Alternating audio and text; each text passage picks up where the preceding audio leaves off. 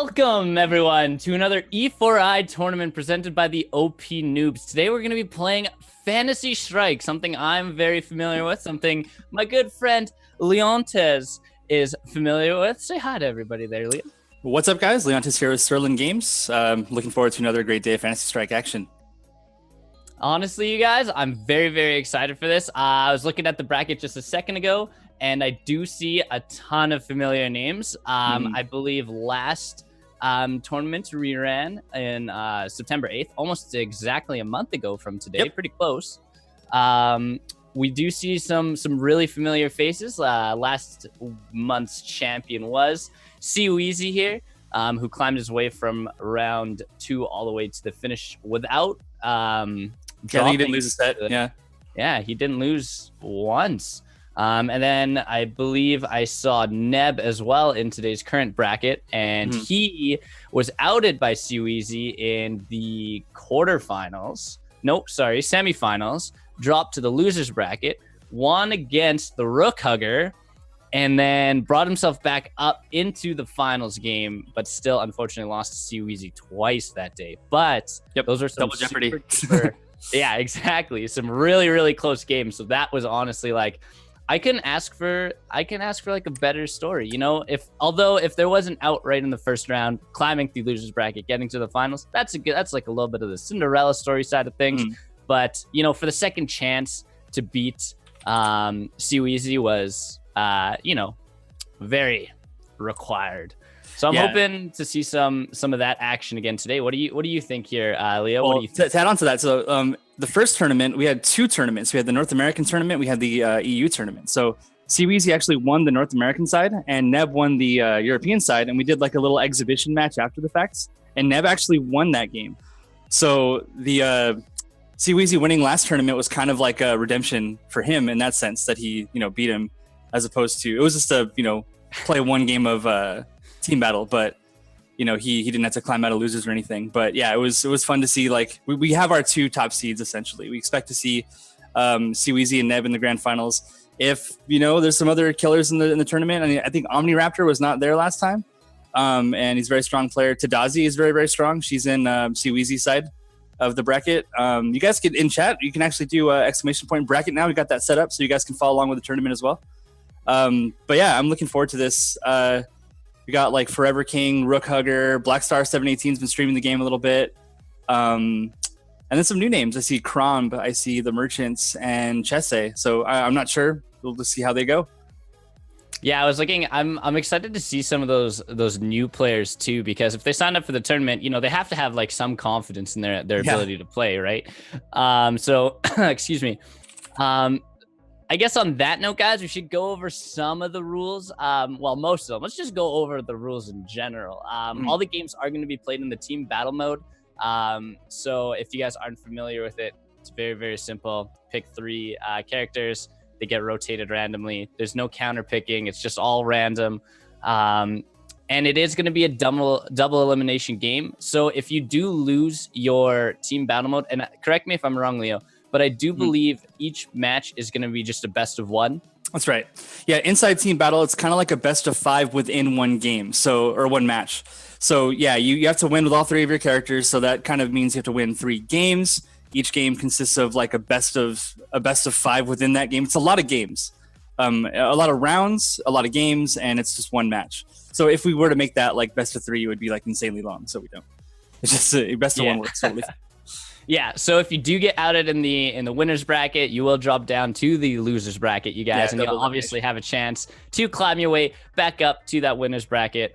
But the losers bracket final is, that is where it all counts. That's all the money right there. If you do get outed in the losers bracket, obviously you guys are outed from the tournament, unfortunately. But a lot of really good chances. A lot of really good chances for you guys to get a lot of good games in. Everybody will at least at the bare minimum be able to play 2 games, regardless of your standing. So it's just good to, get some practice in, get some plays in. I'm sure from our first tournament that we ran on OP Noobs, I'm sure you guys have had a lot of time to practice. I've been in the Discord a little bit, checking out who's online, who's playing, who's practicing. Specifically noted that I saw was Rook Hugger. I saw him online practicing. So I was like, oh yeah, Let's see if he can do this, because he did get outed last tournament in the losers final. Yeah, he took third. Yeah, he took third place. So, hoping to see maybe he gets to the finals today. Well, yeah, I know you're a huge fan of Rook Hugger, and you're also a fan of Rook. So also there's a change. We had a patch a couple days ago, and we added a few features. One of them was the ranked mode, and the ranked mode actually is like a little automated tournament system. We have some tweets going out. You can go to fantasystrike.com, check that out. But it kind of the ranked mode is kind of like a simulated tournament, so it's a good way to practice for events like these. But it is in the team battle format too, so it just sort of preps you for the real like competitive aspect of the game. But aside from that, we added a few other things. An unprecedented thing in fighting games is this visual effects for frame advantage thing. You'll see it in the game, like when you're watching the replay right now of the grand finals. You don't see this, but in today's games, you're going to notice when people attack each other, when things hit, when things are blocked, you're going to see a colored spark come out of the character that gets attacked.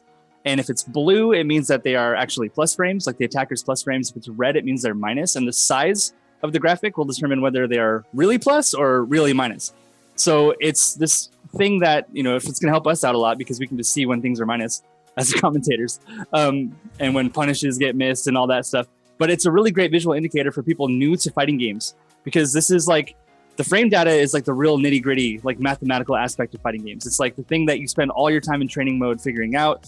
It's what you can't find unless you go to a third party app. You got to download some crap like for Street Fighter 5 or something on your phone so you can look stuff up between matches. No, we want you to know everything all the time. So in the game, you'll actually see the frame effects. You'll see what is plus and what is minus. If Degrade is a big like Tyrant Crusher, you'll see a big red flash come out of that. So you know that he's super minus if you block that. But I want to bring one last point. Rook got a significant change. I won't tell you what it is, but you'll notice it pretty immediately. There's going to be a lot of Rook in the tournament, I imagine, but you'll see it and you'll get it. And I'm not going to tell you because I want you to be surprised. But it's a thing that's gonna help Rook a little bit against the zoner characters and to sort of bring him up a little bit, because despite what most people may think, Rook is actually on the bottom end of power in our game at the moment. He seems crazy because grapplers they seem crazy, but he's been struggling a little bit in some matchups. So we give him a little thing, and it's a little untested. We'll see how. So what you're telling me right now is you buffed Rook a little bit against zoning. Yeah. Players or characters. Ooh. Yeah, you'll see.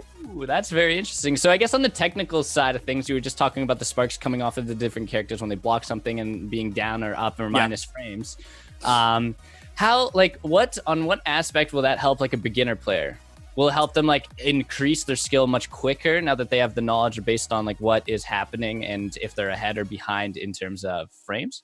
Absolutely. And that's like one of the hardest things to learn in fighting games is just whether you can punish a certain thing. A move that looks really ambiguous, that looks like it could be punishable, you'll just know now, and you won't just totally get blown up because you didn't know.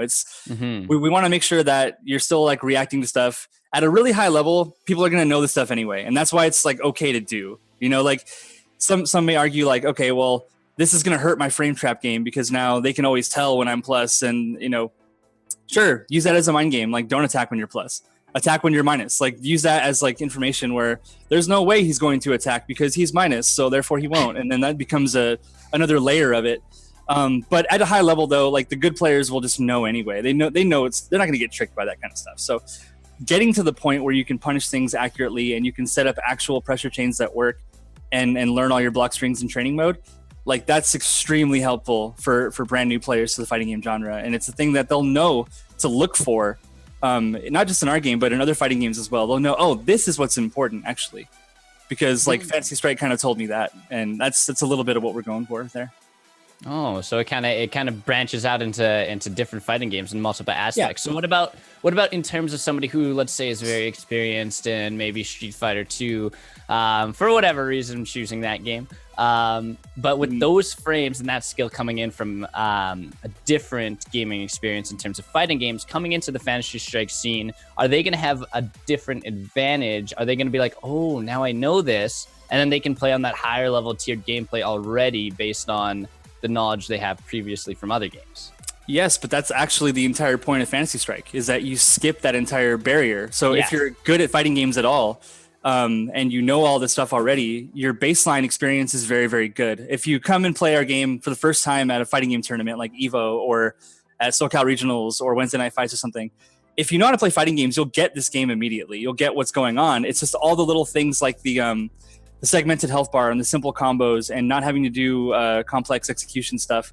That's going to get you to the high level of what does Geiger really want to do? What's his game plan? Oh, I kind of get it, and I can execute it immediately.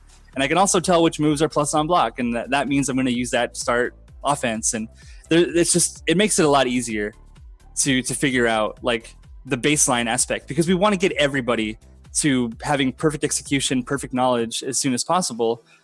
So then we just kind of transition from there.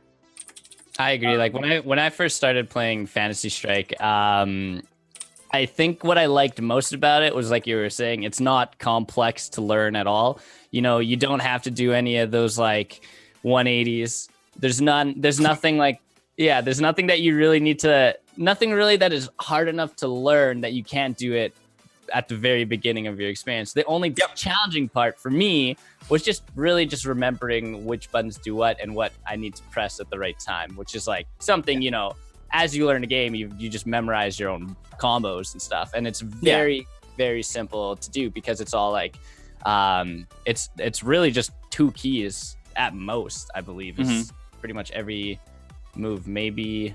Yeah, it's like forward and attack. Yeah, it's not a big deal. And the idea being that, you know, you're supposed to just know what to do, and you're supposed to make good decisions, like jumping over projectile at the right time, making the read that they're going to go for this thing, and then you blow it up with a super. Like, that's the idea. It's not that whether you can do a move. It's like, why should I do this move now? Am I at the right spacing to do this move now? And we want to sort of promote that. And from what I said earlier about this stuff like translating to other fighting games, our intention is not to create like a stepping stone fighting game, right?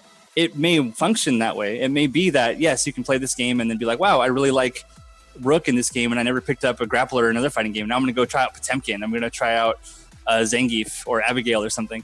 So like that's cool. Like, we like that. We like unlocking the play style for people and letting them kind of see and develop their own style. And maybe that does translate to them taking it to another game.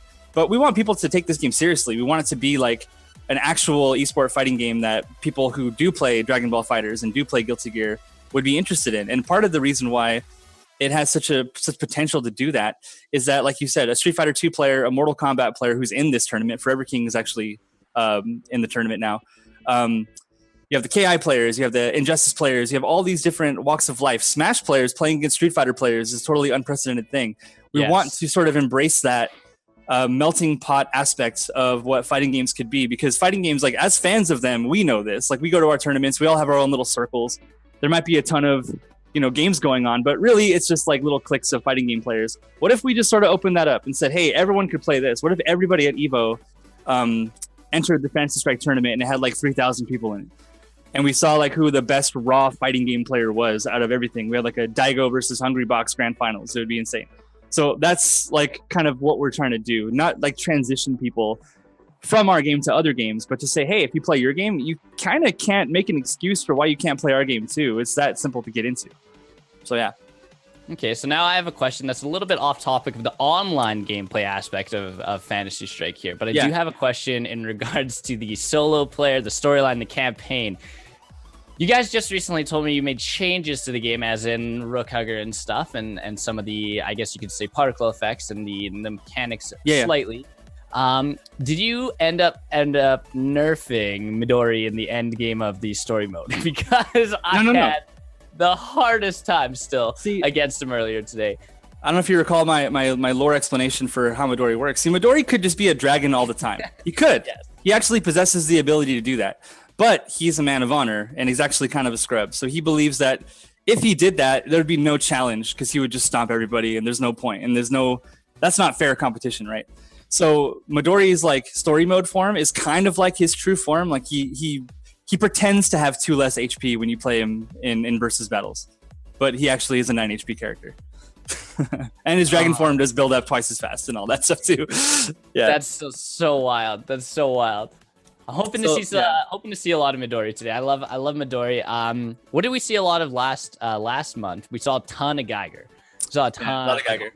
Almost every player who came into the tournament almost did choose Geiger. Geiger was very, very strong competitor last month as well. Who else did we see there, Leo? I think it was lots of Rook, lots of Jaina, lots of Geiger, a little Setsuki. The Setsuki we did see was always crazy. Like it was always just like super great. Like you don't pick her unless you know what you're doing.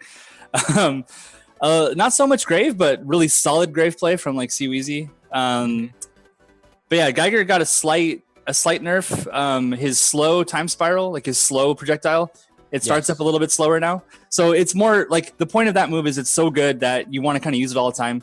But it's hard to, you can't really jump over it because he's already charged. He can do a flash gear like right away.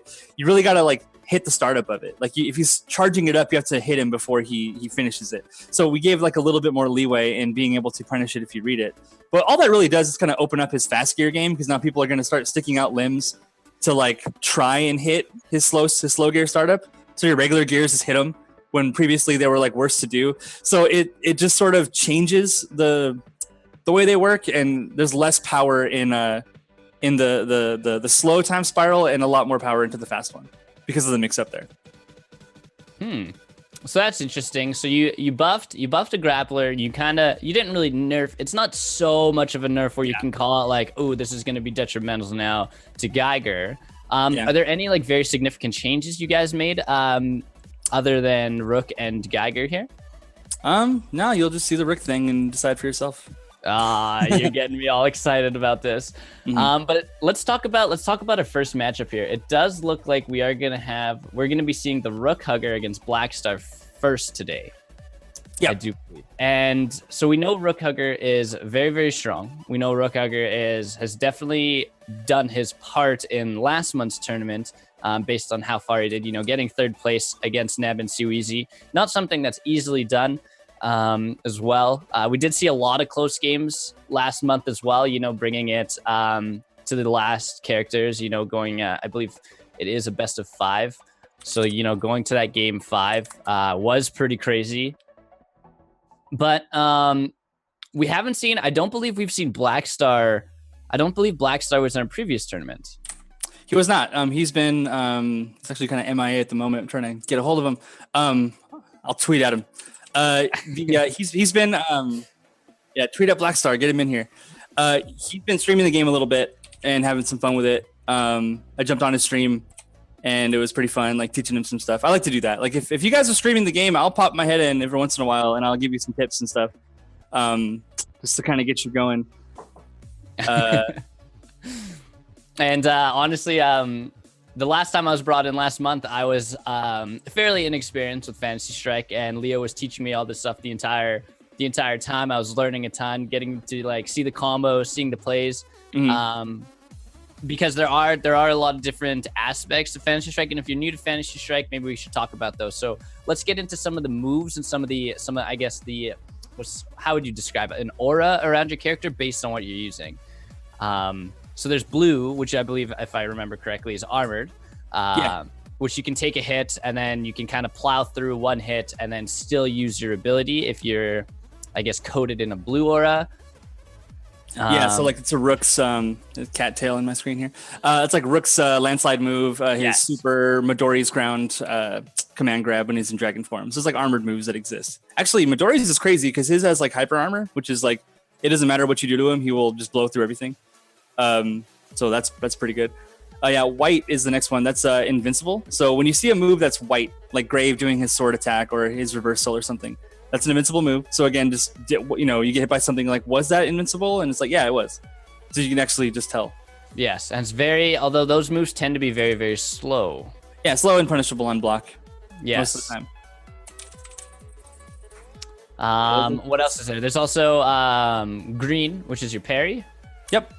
Yeah. So Graves are super, Degray ground super. Midori has a parry without using the meter, and Setsuki has an air super as well that parries. We saw some pretty crazy parries as well. And man, I just remember just saying Setsuki. I remember that gameplay, and it was a little bit hit or miss. We did see Setsuki get punished a little bit, but as soon as she gained that momentum, it was like disgusting. It was just like 0 to 100 or 100 to 0, like very, very quickly. Yeah, she's a character that has no defense really, and her defense is rushing them down. Like she has to stay on top of them. She has to be like just smothering you completely, or else she dies. It's really fun. Like I like the Valerie versus Setsuki matchup because it's so rushdown oriented. And both characters are just destroying each other. It's like, oh, Setsuki got in, GG. Okay, Valerie got in. It's a really spacing based, really interesting fight, and they can both blow each other up in like 3 seconds. So it's and cool. you love Val, hey, as that's my character. Yeah, very good. Yeah, I still gotta pick up 2 other characters at the same level. I'm like nowhere near. Like, I'm gonna be trash in our ranked mode for a while until I pick up. Like, I'm okay at Midori, but I don't really have a 3rd character. Have you been looking at any? Have you been wondering like, ooh, I could really go? There's okay. So in the lore, like you guys might know, anybody who's watching this who knows who I am. I'm like a Yomi player. I play Sterling game stuff. I actually got tournament matches tomorrow. But I'm a big fan of this dude who's not in the game yet. You can see him in Midori's like story. It's his brother Manelker. And I'm waiting for him. I know what he's going to be like. I have a little bit of insider knowledge, but he's probably going to be my 3rd when he comes out. If he comes out. You guys need to support the game. And, when we get the console launch early next year, then possibility of seeing extra characters like Manelker and Onimaru. I want to see Onimaru as well. I would love to play him. So I think we're going to get to our first. We're actually going to transition to another one. It's going to be Mar Penguin Dude versus Merciful Hacker, because we're still trying to find Black Star and Frozen Storm. So let's get into that one. Gotta love Merciful Hacker. You saw Merciful Hacker last time as well. How far did Merciful Hacker get into this? Oh my goodness, we're getting into the lobby. They're already choosing their characters. Let's jump right into this first team battle of the day, you guys.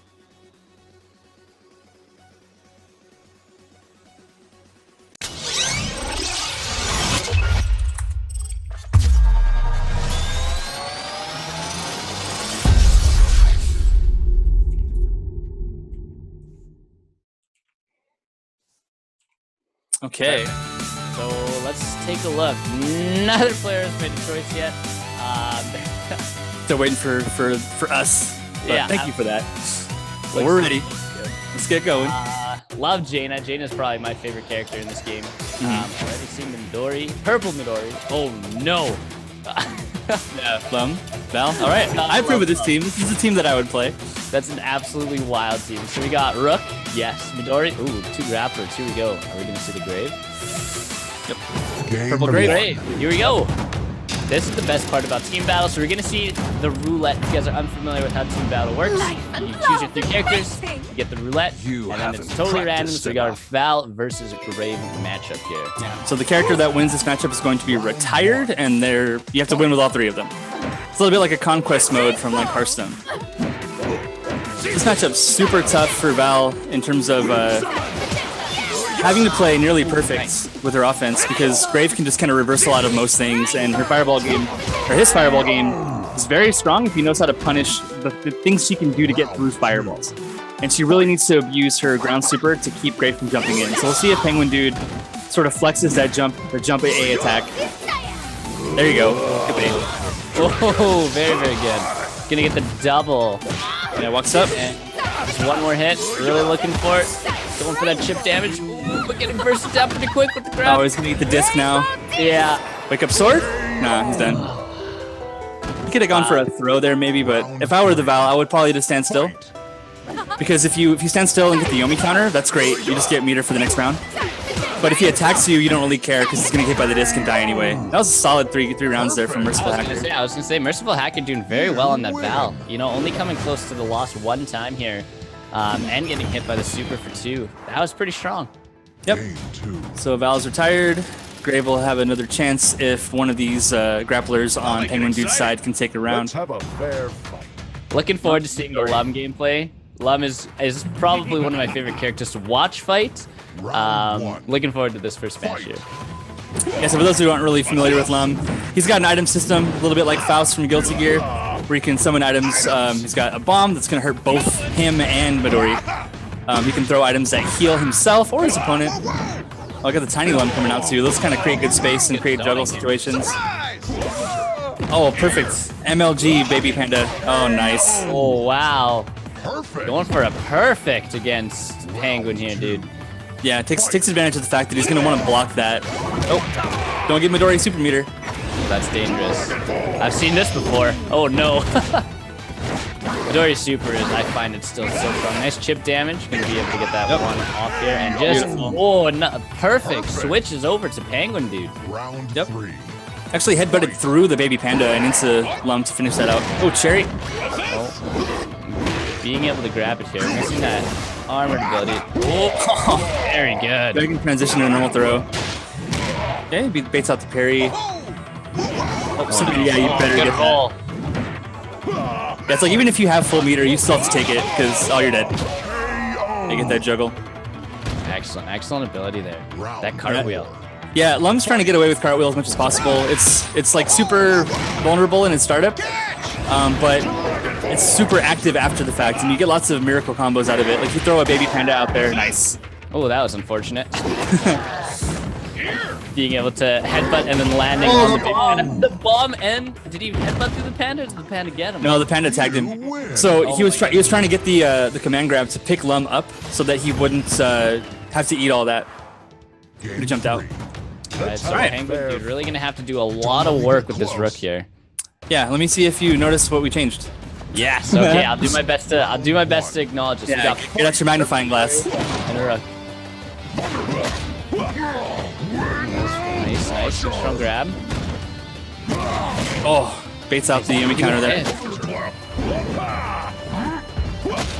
Yeah, this matchup's tough for Midori in human form because he doesn't have like a strong way to get in on the command grab. So like if Midori jumps at Rook, it's pretty easy to just command grab it most of the time. He has to like do an empty jump and then immediately re-jump, and then he's not really doing much. So really like Midori should be trying to build up dragon form here. Try not to get chain command grab. Oh my goodness. Yeah, that's go for the third one? Oh my goodness. Okay, blocked the third one. I see what you mean by the particle effect for that animation there. Yep. Right? Very, very good. Blue, red, that was excellent. Yeah. So if you're starting to see it, like it's pretty subtle, but if you're looking for it, it's right there. Here we go. Whoa! And that's what you were talking about, the different styles of armor, yeah. Yes. Yeah, he's airborne during that. You're not gonna get the command grab off there. Uh-oh. Okay, all right. Hacker fighting back here. There you go. Definitely a good start with the dragon form on that one. Yep. Oh man. Oh, that's gotta hurt. Waiting. Ever since we upgraded the speed of the oh no, Rook's height actually makes that combo, but the the dragon deform has a little bit of recovery frames on it. Just get out of there! No, don't hit that button. Oh no, super duper dead. Oh, any other button would have been fine. You could have done the drop kick or the butt slam to get out of that.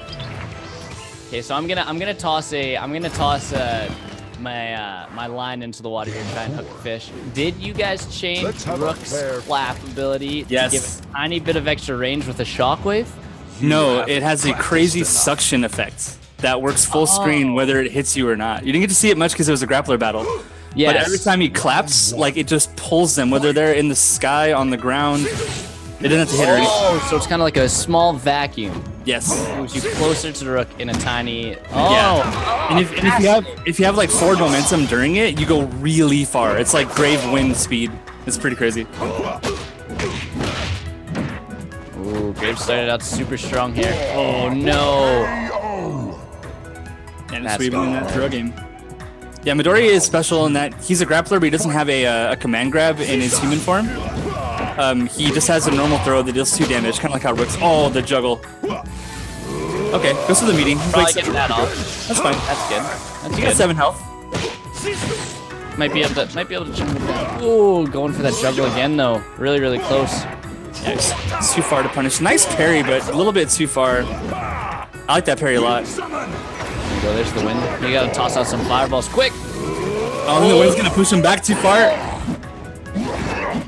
Really trying to build up that super yeah, but not gonna be enough. Midori taking this 2-0 here.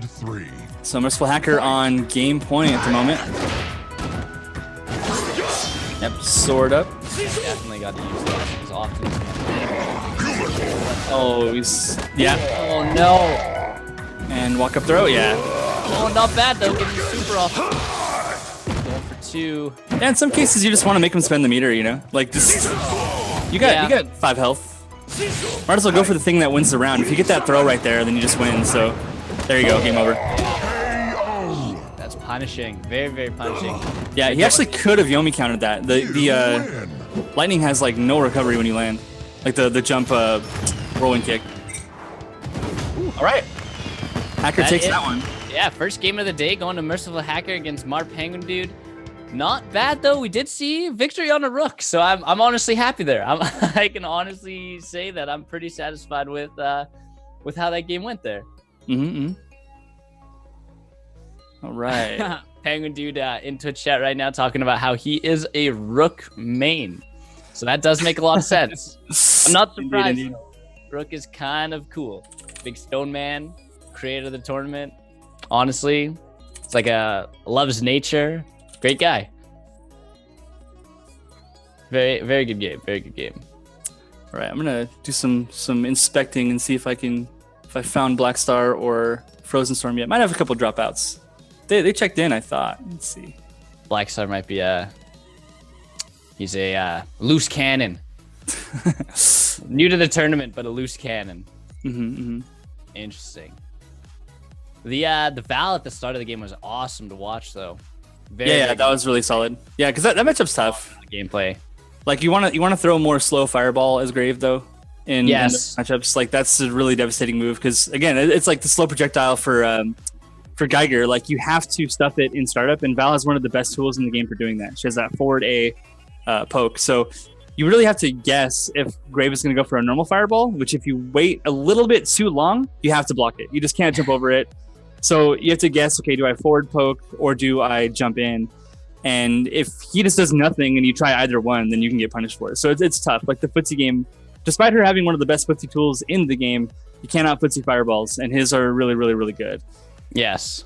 And yeah, that's something I didn't notice a lot with Penguin Dude's Grave gameplay is that he used his wind, but I don't think we maybe saw one or two fireballs go out during the wind animation.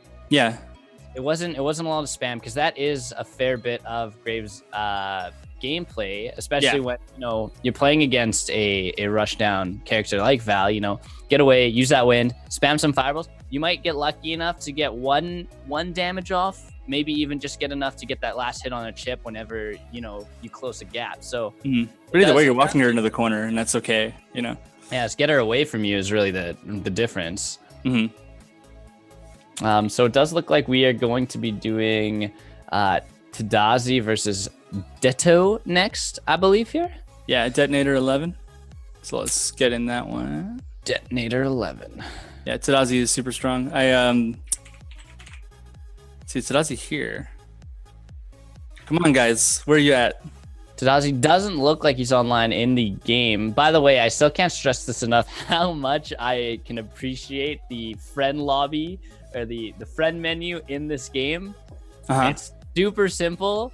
It's honestly perfection, in my opinion. So there's a funny thing. We thought about this the other day. We were talking internally, and we're like, our friends list is really good. Like because most games have a good friends list. I'd hope. Like for us, it's just common sense to do it the way we did it. Like it just makes sense. But when you compare our stuff to other fighting games, this is kind of our angle. It's like endlessly frustrating for us to add somebody to a friends list in like Street Fighter 5 or in Guilty Gear or to get somebody in a lobby. So that just bothers us a lot. So we're like, well, what if it was just one button to do it? Can it be that? And like, why would this AAA company not do that if it were possible? And they just, I don't know. We don't know. We don't have an answer for you guys. But we just figured that it just makes sense to do it that way. So we did. And yeah, I don't know. When you compare it to other games, like, I guess it's not that exceptional. But yeah. when you think about like in the realm of fighting games, like, yeah, it's absolutely ridiculous that we have all this easy stuff for friends and friend requests and whatnot. So this is something interesting that I'm noticing in the friend menu right now. It does next to your name and has your level, obviously, and then beside that is the Steam icon. And I know you guys are coming out with the console release next year. Is it? I don't know if this is information you can tell us right now, but in terms of cross-platform, it does look like you guys are interested in integrating it because you have that Steam logo there. And if you're able to add friends via a different console, we might be seeing a different logo there as well. Yep, that's a good inference there. We definitely plan to have as much crossplay as possible. you know, knowing that Sony's in the mix makes that a little difficult sometimes. But we're going to be releasing on PS4, Nintendo Switch, and Steam for PC, Mac, and Linux. So we're already the early access version of the game is already available on PC, Mac, and Linux. So yeah, we have a Steam icon for your platform, but there'll be crossplay as much as we possibly can. It might be the thing where PS4 can only play with Steam, and then Switch gets to play with Steam as well. So it's like, I don't know. We really, of course, we bug Sony all the time. We bug them every day. I'll bug them right now. Let us have crossplay, please. Small game. All the small games of the world, not just Fortnite, can benefit heavily from having a strong crossplay presence, because, you know, for a PvP game like ours, even if it's just 1v1, you know, you got to have that strong queue going. You got to make sure that, you know, we have a player base to keep people interested in playing it. So with that said, we're going to be getting into our next match. We're going to see the champ, C-Weezy, going up against Organis.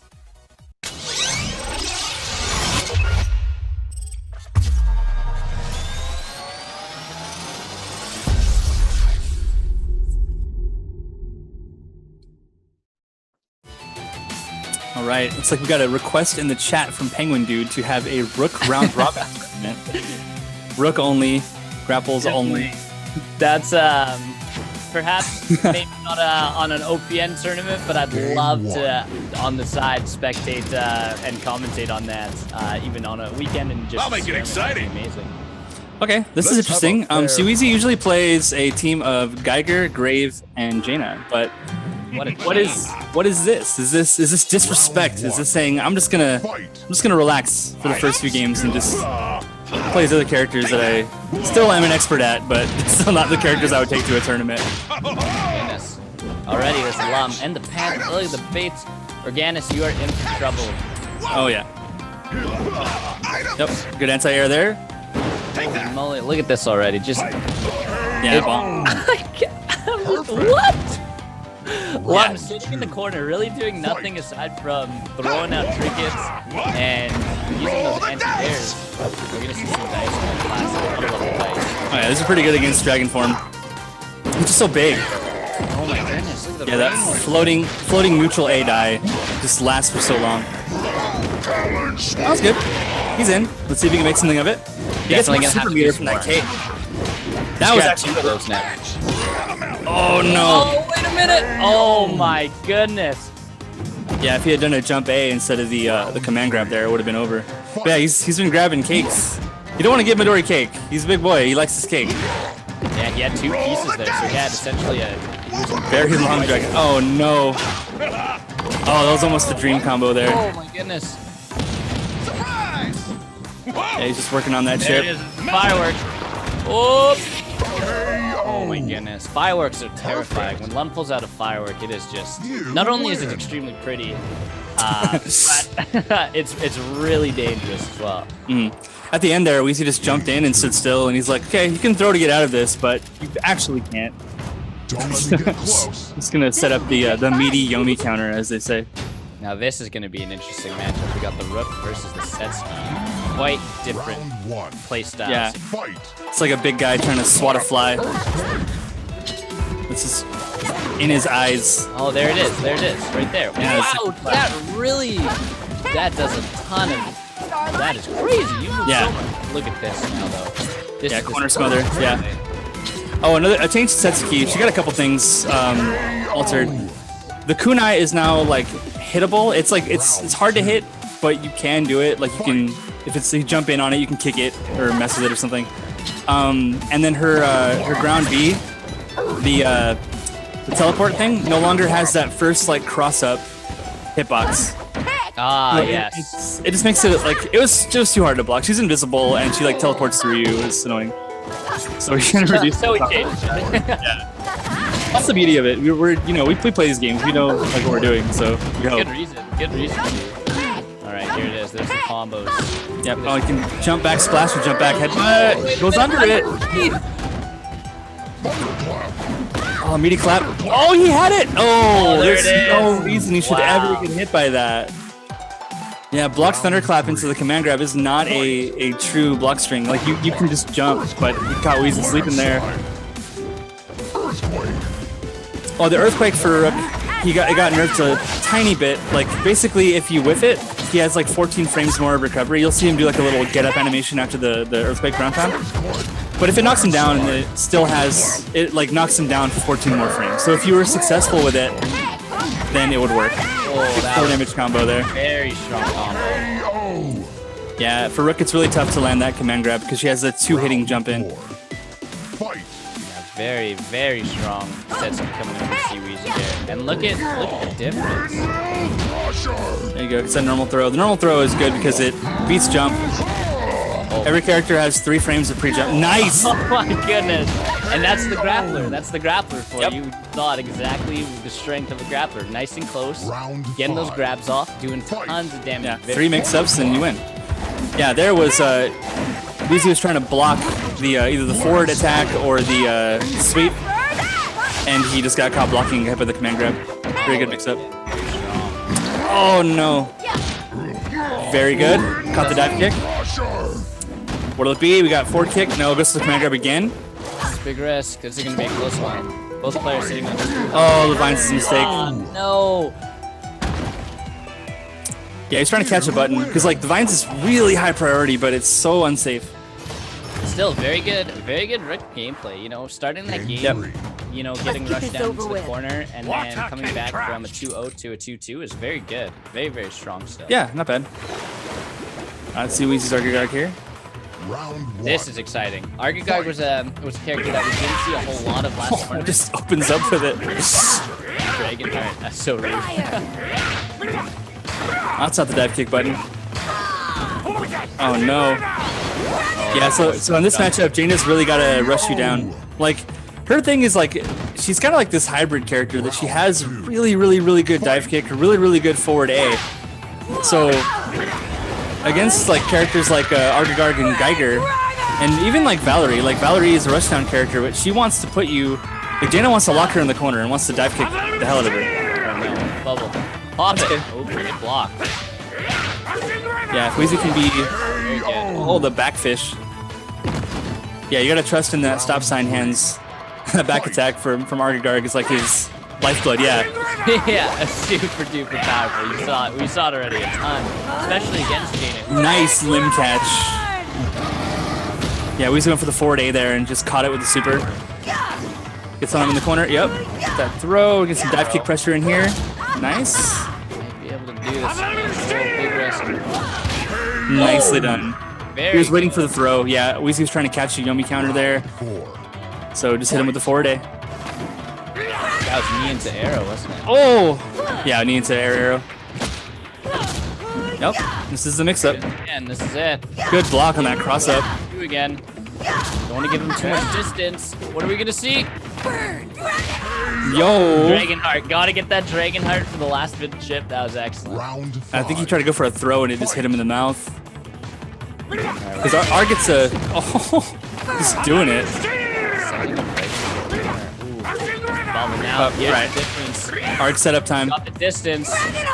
Oh! Oh, that's gonna be too much damage on Yeah. Oh, Out the comes the orange fish. shit. Yep. Yeah. Arg with the life lead there. That's going to be really, really hard to come back. Very, very, honestly, again, 2-2. Putting that in from 0-2 to 2-2 was awesome. Really good plays. Honestly, a lot of throws. Didn't see any Yomi counters that game. Mm-hmm.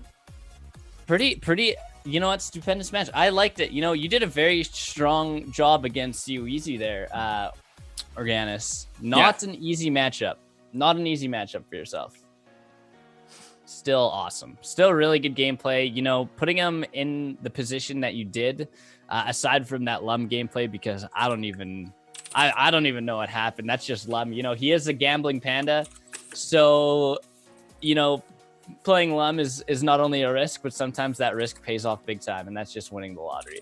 And, you know, also Seaweezy just being a very skilled player is also, you know, might be a little bit of a factor, but it's like a professional going and playing poker, I guess you could say. Yeah. Like, he knows the risk, but he's willing to take it. Mm-hmm. Yeah, I mean, it's not that he doesn't play those characters. It's like he's a strong fighting game player outside of Fantasy Strike. He has to learn them all. You know, he wants to be the best of this game. So it's more so a matchup knowledge thing to know how they work. Like it's what you'd want to do if you played any game competitively, is learn all the things that you're not playing so you can beat them better. And like fighting games are especially like that. But he's still like 9 out of 10 power level with every one of them, so it's not a big deal. But So let's from get into the the next match. game to the next match, which is going to be our second place winner of last tournament, Neb.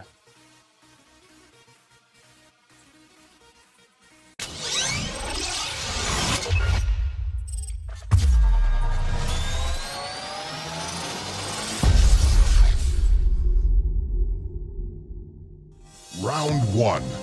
So we got Fight. a Jaina versus Midori. Neb's on Midori. We got Chesse on Jaina here. Chesse said that if you want, you can call him Cheese. That makes it easier. And that a lot of people do. That's perfect. All right, Cheese on that Jaina. Yes, we got Master versus Students. Midori wearing the red robes to confuse her. I like the red Midori. He's got like, his dragon form's sweet. He's got that big Charizard form. A Dragonheart really. If it connected, might have been the win for Jaina there, but unfortunately with the block and Barely misses that forward A. Yeah, Jaina's like dive kick in forward A is so good that you walk up throw is surprisingly powerful for her. Because they're just so scared to get hit by any one of those. Oh, it's gonna be a that's gonna hurt. That was very lots of room there to punish that Dragonheart. Fight. Yep, and you can tell. Not just because it's an invincible reversal, but because there's a big red spark that comes off of it when it gets blocked. Like that. KO. Yeah. Perfect. Easy does it. Neb taking down You Chesse. win. A little bit of E Honda coming in from the Midori there right Yeah, at the end. that 1,000 hand slap. He's even better. Yes. Game two. Alright, got grapplers coming up for Chesse and Val and DeGray. I'm confident in All right. the judgment. Don't let me get First DeGray of the day. I'm excited to see this. I honestly, big fan of the Gray. Although he's gonna start with Ghost. I can feel it. Here it comes. Oh, it did. Usually that's the play. Usually, there it is. Maybe Yeah, the not Ghost- quite. Ghost is really good against Rook because it has this grab effect where normally Rook wants to armor through stuff, right? And okay, streamer got a desync, so I'll radio broadcast this for you guys. Neb took that first game with it perfect. But yeah, what I was gonna say about the Ghost was that the armor frames of the command grab and the landslide, they get grabbed by the Ghost. Like, so it just hits them because it's like not a real projectile. It's like this grabby thing that just works. So it's really easy for DeGray to really punish Rook with that. But again, DeGray has to get in to kill him. So getting in at all, kind of like in the Rook versus Valerie matchup, is scary for both characters because they're both in their optimal range. And Rook may be a little bit more optimal in those situations. So right now, Nebs is kind of playing really safe, just zoning out. Yeah, just baited a super from Rook. Jump back Ghost, catch a super, and then just get the 2-hit combo to kill it. So Neb's up 2-0 right now. And keep in mind, you guys can also follow along in game if you're watching the stream. You can also use our fantastic spectator mode. Just add these folks to friends list. Add me to friends list as well. I'm Leontes in there. So yeah, Neb just baiting super 1-2. Yeah, another perfect from Neb. Looks like Chesse is just kind of struggling in that matchup.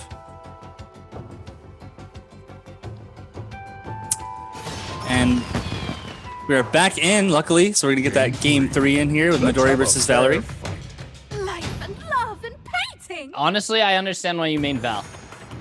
Very cool, very flashy, one. lots of rush down, Fight. tons of utility.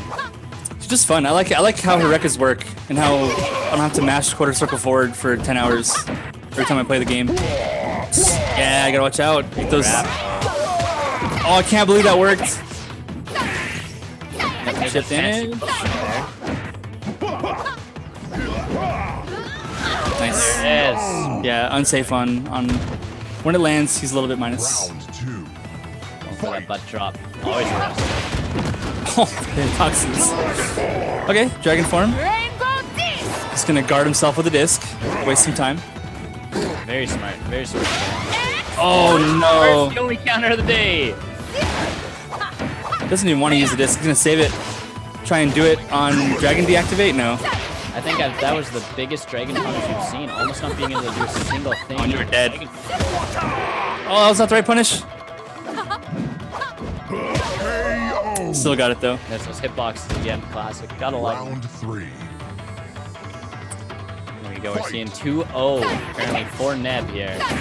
Yeah, we're getting a lot of Cyan Magenta retreat out of Neb because the parry is such a good option for Midori. Ooh, wow. Lots of damage. So you do it enough times, they expect you to retreat every time, and you get to get away with that rainbow. Tons of damage coming up from Neb. We understand why Neb is our second European place champion. Yeah. Champion and our OPN second place champion from last month. Crazy gameplay there. So fast. The fancy footwork, dodging, punishing that dragon form. Honestly, yeah, that was awesome. The first time we saw the dragon form being punished to the point where I think we only saw maybe 2 abilities come out the entire dragon form. Yeah, you're just sitting there blocking the whole time. Yeah, so one thing that's interesting too is that Valerie has a lot of good tools to get out of dealing with dragon form. If he goes dragon form at full screen, if she just kind of walks backwards, it's really hard for her to get hit by anything. Like most characters can kind of walk out. Like when you play dragon, you have to be in already when you start it. You have to use it to freeze time and get the proper punish so you can get in a good position. But Val has a throw invincible move on her back A, which is like a double hitting kick. So if Midori tries to approach with just a random C grab, you can just hit that with the back A and get 2 damage. If he tries to do the air to ground command grab, you can do that as well. Like there's a lot of ways to sort of mitigate dragon form. You have the disc, you have the reversal. It's just good. This is coming from a Val main, so you know it is true. You know everything he's saying is extremely, extremely strong because he's probably played the matchup against ridiculous people. Yeah, like quite a few times. Yeah, like Wheezy and Philo, the technical director of the game. He's also very good. He's an Axel main in Guilty Gear. So we got fighting game players in our midst here, working on the game. All right, looks like our next match is going to be Rook Hugger versus Detonator. This is exciting. Let me get that primed up right now. Rook Hugger, if you guys don't know, is a Rook main. Obviously very strong on Rook. Last month he made it 3rd place in our tournament. Really did a good job. I believe he was outed by Weezy in last tournament. Let me just make sure. Yep, he was outed by Weezy in round 3 of last month. Dropped down to the losers bracket. Played against Dude with Money. Played against Organis, who Neb just played against. Wolvie. And then he even played against Tadazi in the semifinals of the losers bracket. So we do know that the Rook Hugger is a very capable player. So we're interested in see how he goes up against, maybe he's come back with a little bit of a vengeance, being outed a little bit early in the winners bracket last month. Maybe he's coming back with a little bit of a vengeance this month. So I'm interested to see how he decides to play that Rook, and obviously it is a team battle. So you can only play a Rook once unless you lose with the Rook. Yeah, which is not ideal. No. So let's get into it. Detonator 11 versus the Rook Hugger.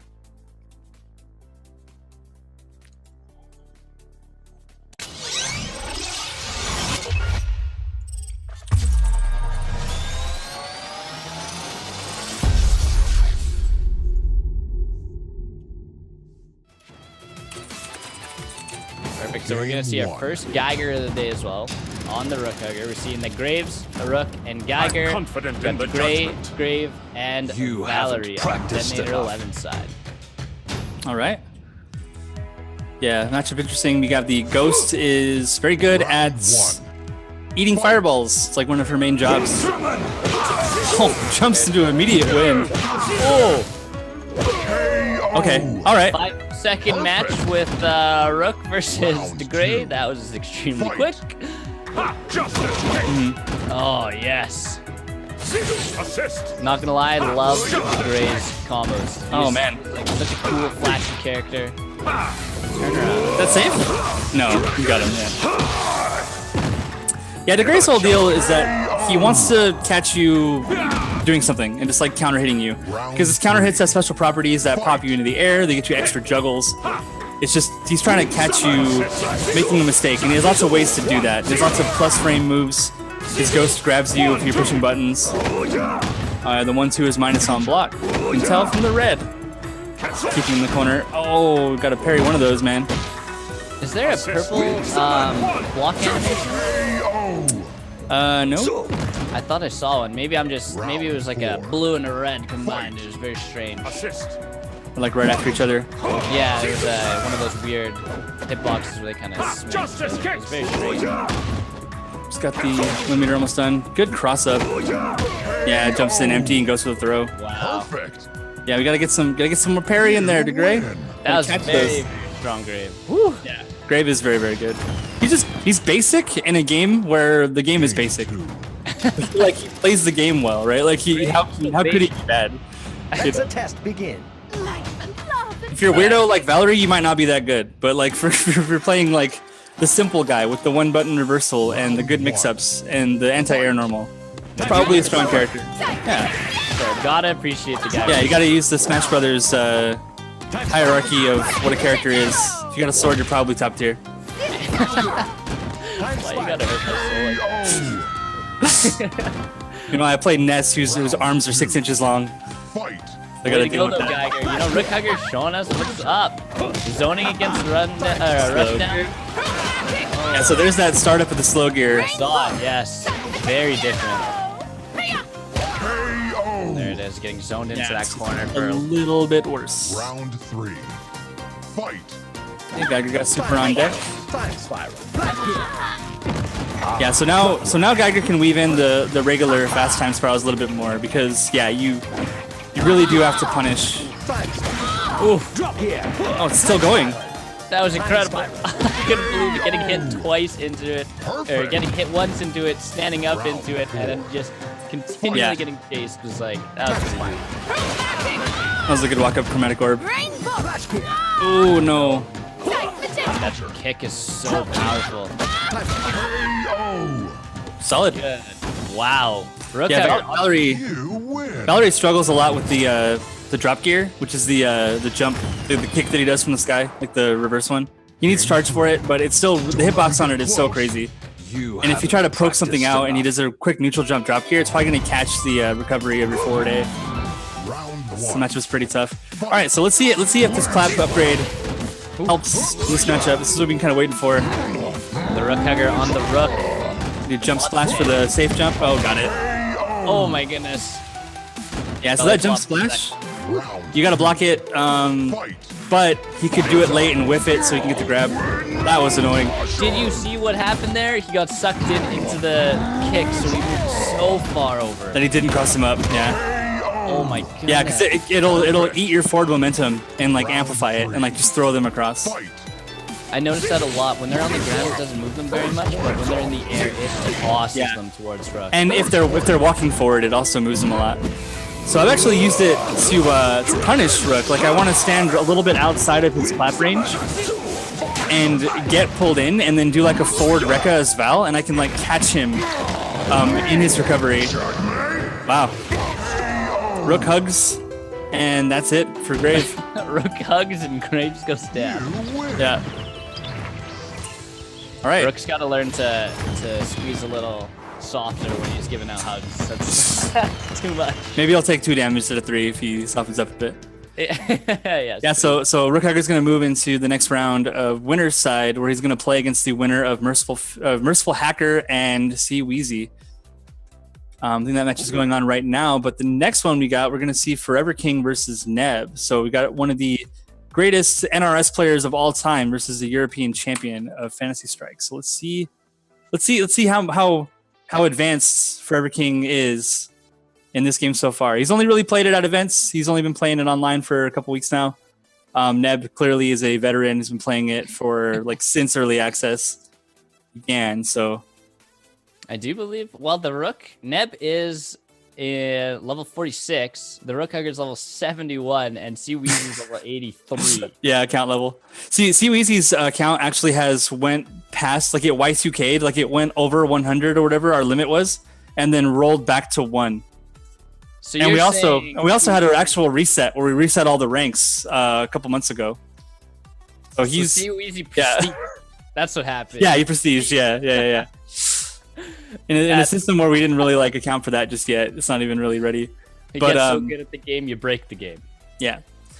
And then he's 83 after the reset. So What you're saying is he doesn't play at all. Anyways, you guys, let's jump into this Neb versus Forever King game. Yep.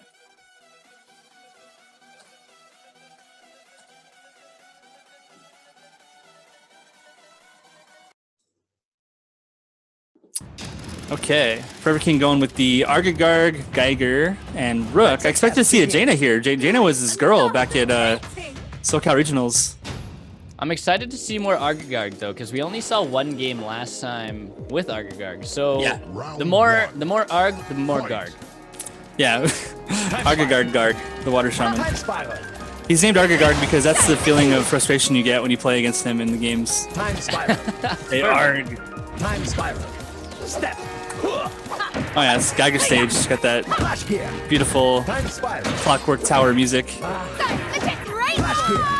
I love Old Man. Old Man Geiger's best skin. Yeah, KFC Geiger.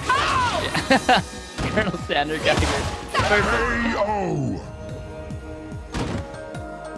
Round 2. Very even Fight. game so far though. That was a really good match. Really good. Punished for the kick with the 3 damage combo.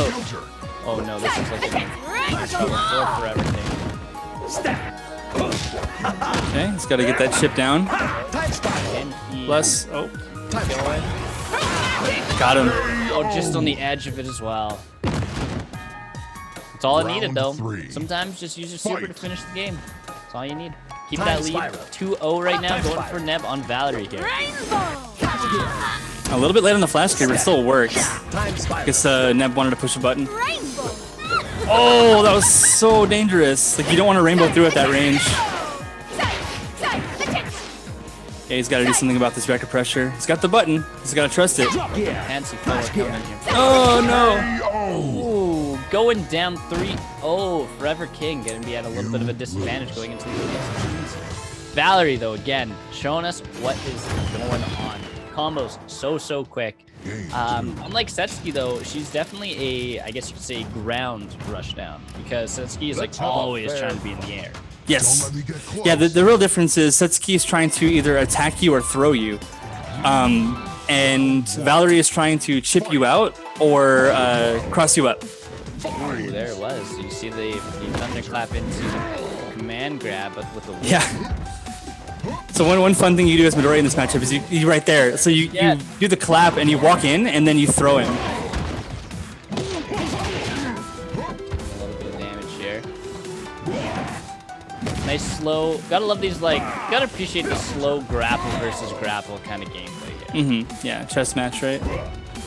It's really just get in, get those grabs off. Yeah, Neb trying to just bait out the Rook Super there. Yep, gets a good jump in. Very good combo from Round Neb. 2. Fight. Let's see if Forever King can turn this game around here. Earthquake. Yeah, so there's the extra recovery frames in Earthquake, so it's much harder to use. Yeah, just using that drop kick. You can't really command grab it out of the sky. That drop kick bounces so far off. There we go. Yeah, you time it right. You want to eat the drop kick really late. Oh. Yeah. Oh no! Oh what? Oh my god! Gets another grab. He's got one more health on Neb here. Oh, is he gonna get that chip? One more.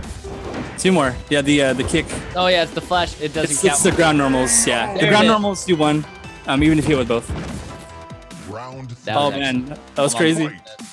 That grab in the middle of the dragon form. Oh my god, not being able to use the dragon form. Oh, There we go. There it is. The clap into the command grab. Perfect play. Oh my god. Chain it up. Midori with that 1 extra HP mattering Do it so again, much right do it. now. Got the jump back. Could've got the normal throw. Suction. Oh! Yeah, see, Midori doesn't get a massive punish off of the neutral jump. So that makes this matchup kind of interesting. Like, even if you guess right as Midori and you jump... Oh, no. It's gonna hurt. Oh! No! What? Yeah, Oh my gosh. Dragon Buster is absolute. Yeah, That it's was insane. That was absolutely crazy. Fight. just throw Invincible for longer than Rook Super is, so it'll just work.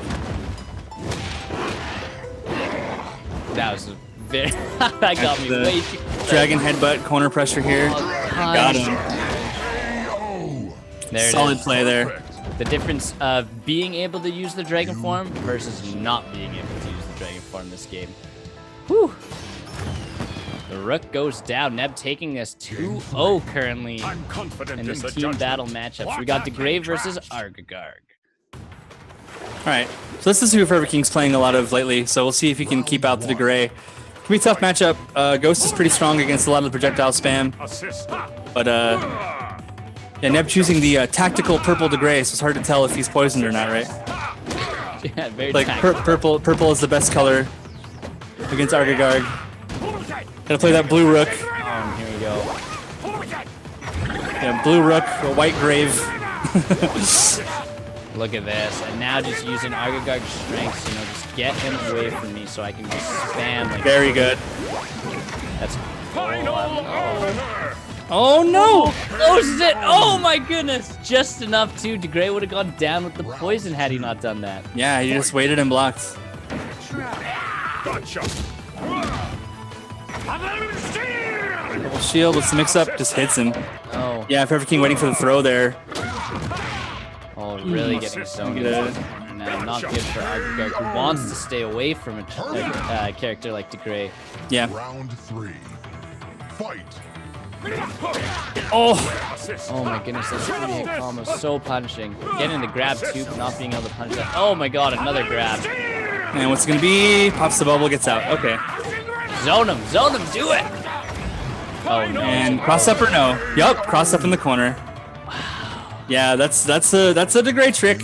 You gotta know. He would have put himself in the corner if that got blocked though. It would have been 2 damage from Forever King, and so he knew he had chips to play with, right? That's kind of how that works. I like the analogy that fighting games are a lot like playing a game of poker. You know, your life is like your chip count.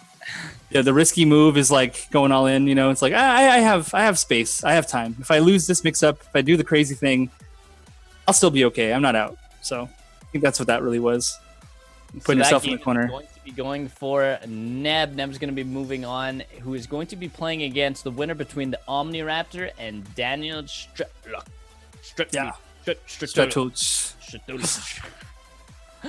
I don't know how to read names, you guys. But Daniel-san is definitely call him Daniel-san because Indeed.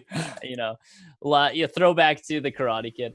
Omniraptor is going to be going against Daniel-san. Winner of that game is going to be playing against Neb in round 4 of the winners bracket here. Let's see. Let me make sure. Let's see if all the losers brackets are going on right now. If not, we can probably just pop back into winners and get if Wheezy. Let's see which ones are playing. Let me ask my TO right now. But anyway, what do you think of this new rook change? The suction clap. Me personally think it's boosted. Like you told me it was a little change, but I think that is a very strong change. But it does make sense because you were saying that it is specifically designed for zoners who want to stay away from rook. So it makes a lot of sense to have something that can pull them towards him While destroying a projectile. Yeah. Yes, while destroying a projectile, exactly. So it is definitely a nice buff for rook. I love it. Personally, I love it. We've seen Rook Hugger use it.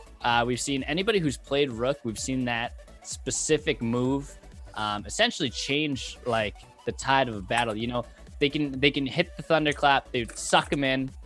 Is there a maybe a proper term we can use for this? It is like a suction, like a suck. It's a suck. Yeah. Yeah, it's a vacuum, maybe. Yeah, it vacuums in. Yeah, the T-clap vacuums. Yeah. Yes. It's got power of the earth. Just like pulls you in. Yeah, magnet. Yeah, This is a rock. magnetism. Yeah. It kind of makes sense a little bit. He's a big, heavy object with lots of his own gravity, and he like sucks you in Yeah. like a planet. Yes. So it does look like it is time for our first giveaway, you guys. So I'm going to be stealing the spotlight from Leo for just a minute here, you guys. We are going to be giving away Darksiders 2. Sorry, there's a typo here. The Definitive Edition. Right about here. I believe we're probably gonna have a trailer right beside me here. Oh, you betcha, you guys. We're gonna be giving away Darksiders 2, the Definitive Edition. That's really hard to say. Definitive Edition. Definitive. So the question I have for you guys today for this giveaway is ranked mode involves a tournament of how many people? That is it. A very simple question in Fantasy Strike. Ranked mode involves a tournament of how many people in Fantasy Strike, you guys, for Darksiders 2, the Definitive Edition. Gotta really enunciate that. One more time, you guys. In Fantasy Strike, ranked mode involves a tournament of how many people? Looking for a number here, you guys. You could spell it out with letters. You could just type the number. First come, first serve is going to be going home with Darksiders 2, the Definitive Edition. Honestly, if you haven't played the game, it's a very, very cool, very, very cool game. Kind of like a hack and slash puzzle game. Very, very cool game. Played it a lot when I was in, I think it was high school when the game came out, but with the Definitive Edition, it's got to be better now. Really, honestly, great game. One more time, you guys. Ranked mode involves ranked mode involves a tournament of how many people in Fantasy Strike. Looking for first come, first serve. Big Otino saying 2. That is not correct. Arne saying 3, which is not correct. The Boston Basher 123 coming in with the correct answer of 8. 8 players are required in the ranked mode. Look at this, 16. Oh, 16. Oh, he got me. We're looking at 8, you guys. The Boston Basher, you're going to be going home with Darksiders 2, the Definitive Edition. Going to be dropping that on a likely whisper from one of our awesome support staff here. So, Leo, let's talk about our next matchup. Who do we have here? Yeah, who is our next matchup, actually? I was supposed to be doing that this whole time, wouldn't I? It's going to be Wheezy and Rookhugger? Yeah, let's do that one. Let's do Wheezy and Rookhugger. Oh, we're going with Wheezy and Rookhugger. Let's get that redemption arc going here. All right, Rookhugger. I'm not cheering for you because I'm supposed to be not biased, but I'm cheering for both players equally in this grudge match. To have a good game. Yeah, you're cheering for a good game. I'm cheering for a good game. That's what we're really here for. We're all here to be very sportsmanlike, very fun. It's a free tournament, guys. It's just for honor and glory. Yeah. And some cool prizes. Yeah. Gotta get the cool prizes in there. Mostly for honor. Should give away for honor. That's a good game. That is a good game. When are we gonna get free now though, so you can't really give it away? I don't know. I don't know. Probably. When are we gonna get the Fantasy Strike update for honor? Right? Get Grave in there. Yeah. All right, guys, let's get into this next matchup. Weezy versus the Rookhugger. Let's go.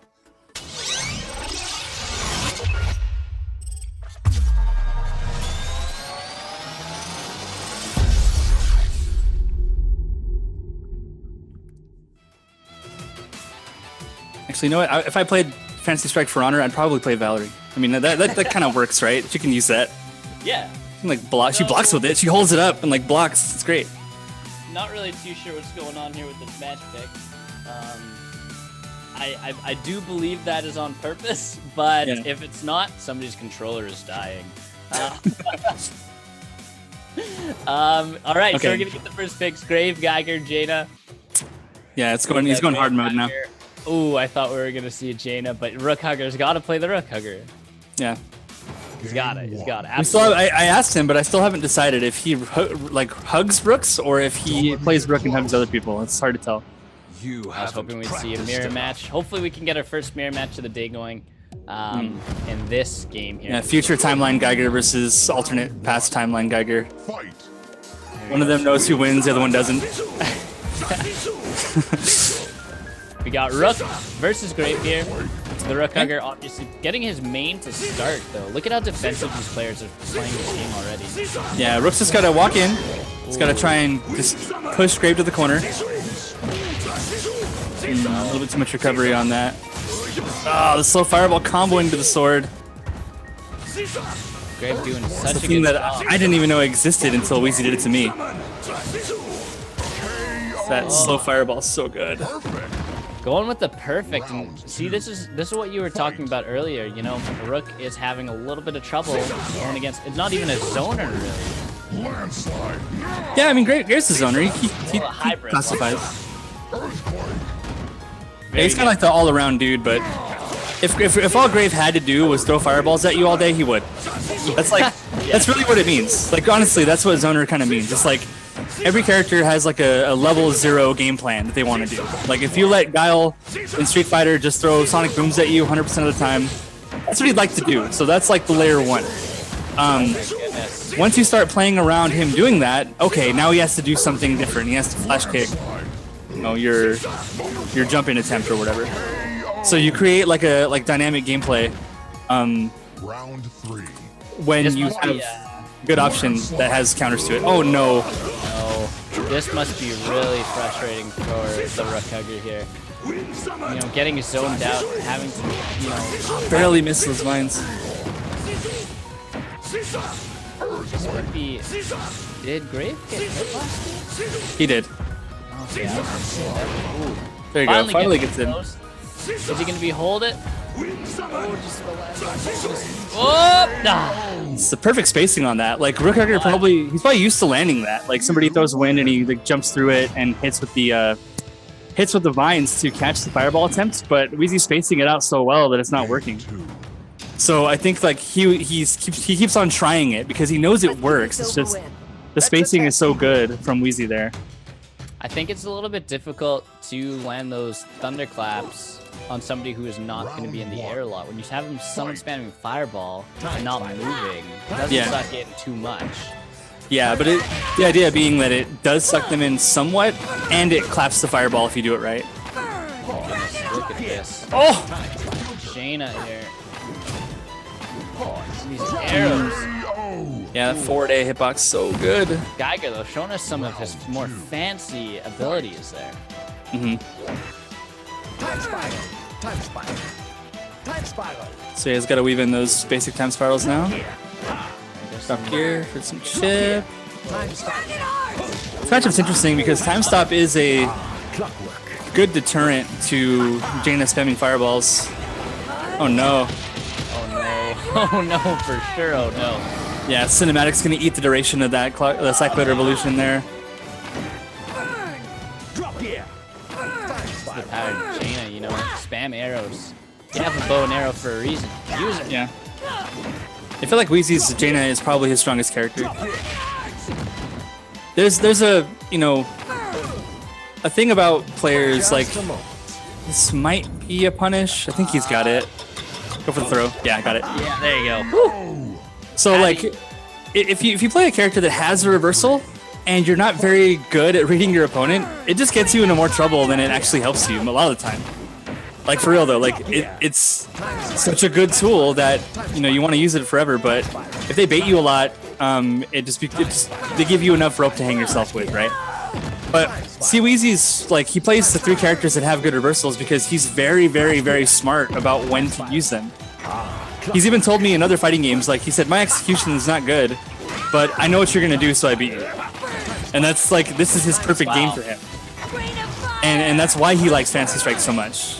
Because yeah, he's a Guilty Gear player too. He plays Soul, who's like one of the hardest characters to play in that game at high levels. But here it's like if he knows you're gonna do something, he plays characters that have things that punish those things. Ooh, that was good timing there. Really good round for the Rook Hugger there. Yeah, he's taking the advantage here. Oh!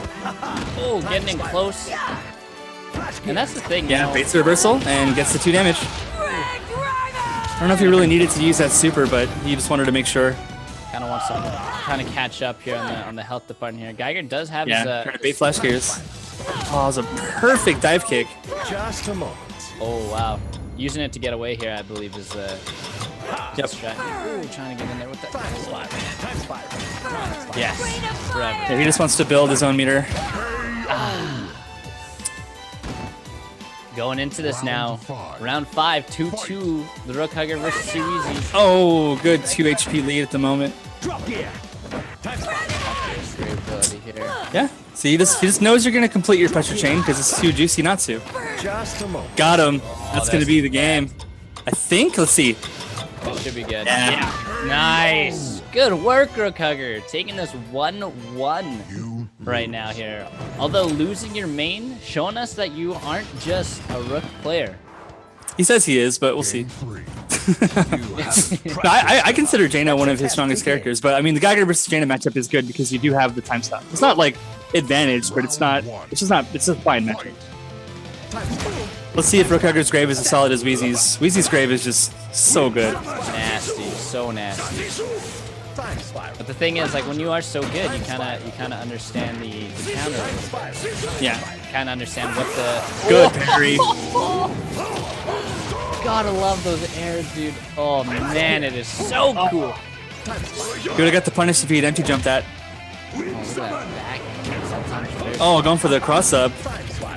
This is bad positioning now for Rook Hugger. Oh yeah, getting punished there with the sword. Landing on the gear. Could have went for another air parry there. That would have been nuts.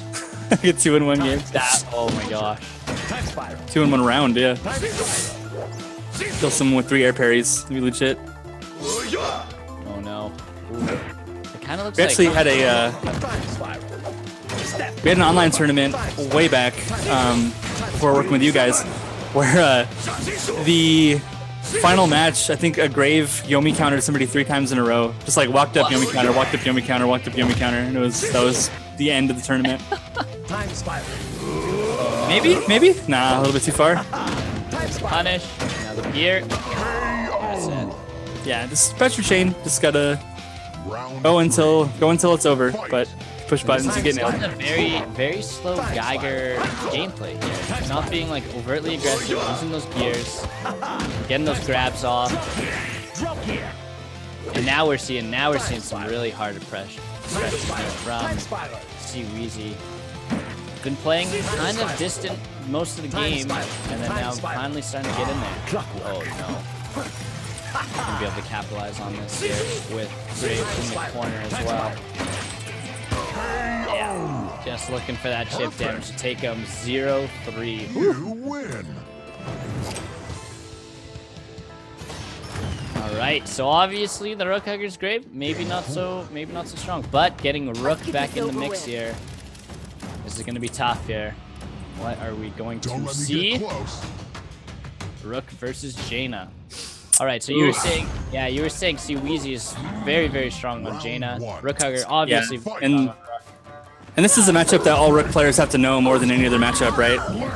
It's like you can counter pick people in fighting games with the natural counter pick, but they know it better than you do. So you gotta see how a Hugger can get in here. I mean, once you're in, and it's not bad. Okay. And you got 1 life. You might as well just spend it. So now Hugger's got to get back in. Good landslide. Perfect. Coming down Jaina there into that landslide. Just enough to get in. Yeah, you got to do it right on time too, though, because she falls so fast from the jump C. Yep. Get that unblockable. Yeah. It's okay. He would have taken 1 anyway. Yeah. Yo! Oh. Landslide is super. Powerful ability. Do it. Ooh, Dragon Scrambles. Heart's ability, dude. I was holding my breath there for a second. I didn't know what was going to happen. Yeah. That was kind of crazy. Here we go. Trying to get those Earth Shakers off. Now with the super up. He's got 1 health left. She's just got to hold off here. Yeah, he's going to wait till super, most likely. Oh, that was a big miss Earthquake there. She's going to spam the super. Oh, walks in for the throw. Woo! That was like a perfect range throw. Caught the re-jump. Because like every character has 3 frames of pre-jump animation. And you can normal throw that. That's like a counter to people throwing or jumping a lot is to throw them. So Wheezy went for the extra throw. Yeah, breaks the armor. Good start. Yeah, this is some solid play here. This is really good. Yeah, Both that's teams the- obviously know what they're doing. Boom, boom. Oh, didn't get the 3. Into the Dragon Heart for the finish. Yeah, it's almost better to like forfeit your life there and give Jaina less HP. Or sorry, less super meter. Like you just want to like not have to start the round with her with a super. So you kind of just want to walk into that fireball and die. Good Earthquake. It's going to prevent him from taking chip damage. I think it's the Earthshaker into the landslide to kind of close the gap against these zoner types here. Perfect. There you go. He's still holding this whole all HP bar. It's pretty good. Get in there. Oh, he's doing great right now. This is like, There we go. yeah, this is a winning position for Rook here. Right into the corner here. It's going to be Yep. tough to Sweet. get out of this one. Oh, she's not getting out. She's in the corner forever. Oh, maybe not. Missed. Switching out. Oh, now we're in trouble here. That was an amazing back throw from Jaina there. Really needed that. Just erased all the time that Rook spent pushing her to the corner.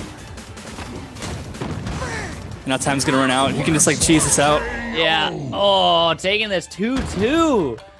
Round Rookhugger not 5. being able to get that damage off. Doing a really good job getting zoned. And you may have noticed, Jaina actually struggled to throw Rook a little bit. That's like a little polish thing we got in the latest patch. It's that certain characters have a hard time throwing Rook. So look at struggle. He's too heavy. Yeah. Slow. It's very slow. Yeah. That's awesome. Like, That's a nice change. Nice animation change. Yeah. I mean, we like to see that stuff, so we put it in. Go here. We're gonna see tons. This is a classic Jaina gameplay. Yeah. Again, like a lot of the decisions we make are like, hey, wouldn't it be cool if? And then we just do it because it makes sense to do. Yes. Yes, it is cool. Let's do it. Yeah. Landslide. One super away. One mix up away. Okay. Oh no! Oh, that's GG. Look at that spacing on the vines. Jaina had to walk forward to throw punish that. That was excellent. Very well done.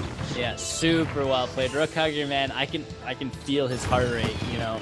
Definitely went up there. Definitely went up. Now taking this into 2-2. I believe this is what happened last time as well. Yeah. Okay, sibling battle. All right, here though, we saw Round 1. Grave, we saw Jaina. Fight. Grave's not a bad pick though. The win definitely helps. Definitely helps his case. Oh. Look Oh at no. that. 2 health lead, 3 health now. Or excuse me, still 2, I guess. I'll take the Dragonheart. Oh, got the double knee. Attack into the arrow. Oh, he wove through all that. Oh, the cross up. What's he gonna do? Gotta close the gap. Is he waiting? Oh, for bad wind. Not gonna be enough. This is gonna be They both got super. Oh no! He Dragon went Heart. for it. Yeah, he's trying to hit the dragon heart with the parry. Oh, he just waited. The power of waiting. Definitely worth a show. These two players know how to put on a great show. Oh yeah, this is great. Cross up. That's so ambiguous. So Oh ambiguous. My God, this was so rude. Now sitting on his super as well here. Oh. Oh, getting that wind. What was that? Seems like a fat finger to me. That did not seem like what he wanted to do. Oh no. That's gonna be easily punished there. This The is, side kick pressure. oh no. Wow, tying it up so fast again.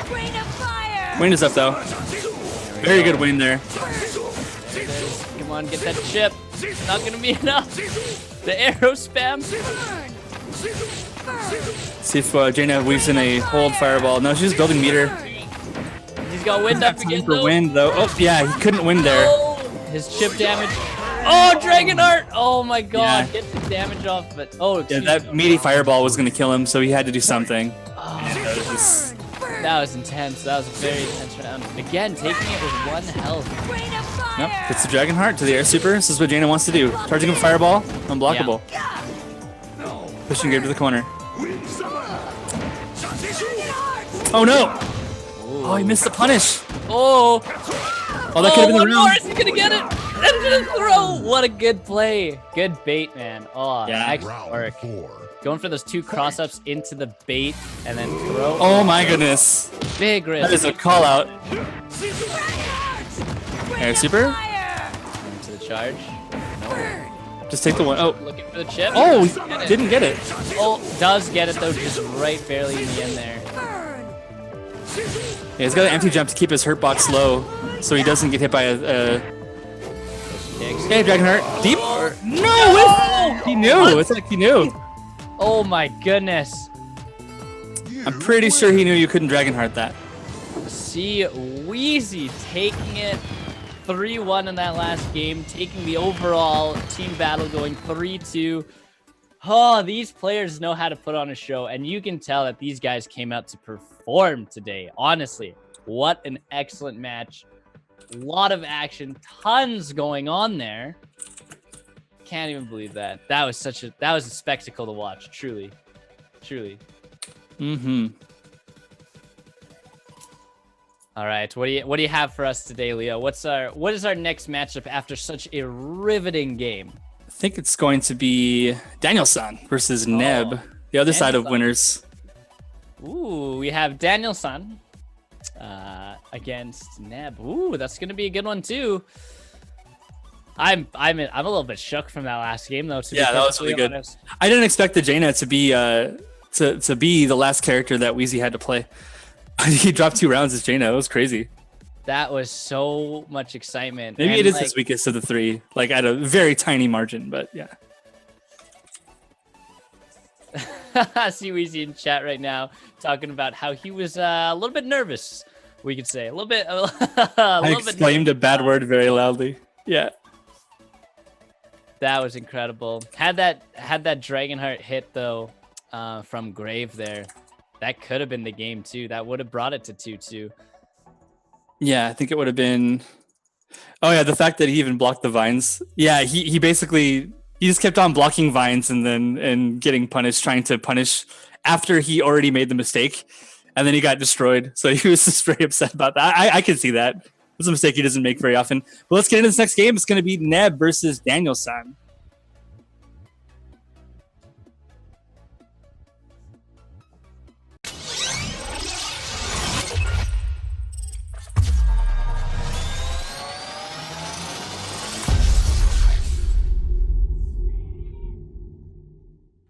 So I believe we got Val versus Geiger here.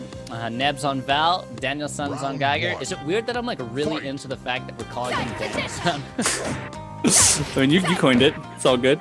I'm really into it. It's perfect too. Hopefully we can see with Mr. Miyagi in this game here. It is a fighting game, so yeah. Yeah, he did not want to eat that in the corner there. Oh, really good spacing from Neb there. Drop gear is really oppressive. Like you'll see what can happen if Val does like a bad forward A at any point. She just gets blown up for 3, and that's just terrible.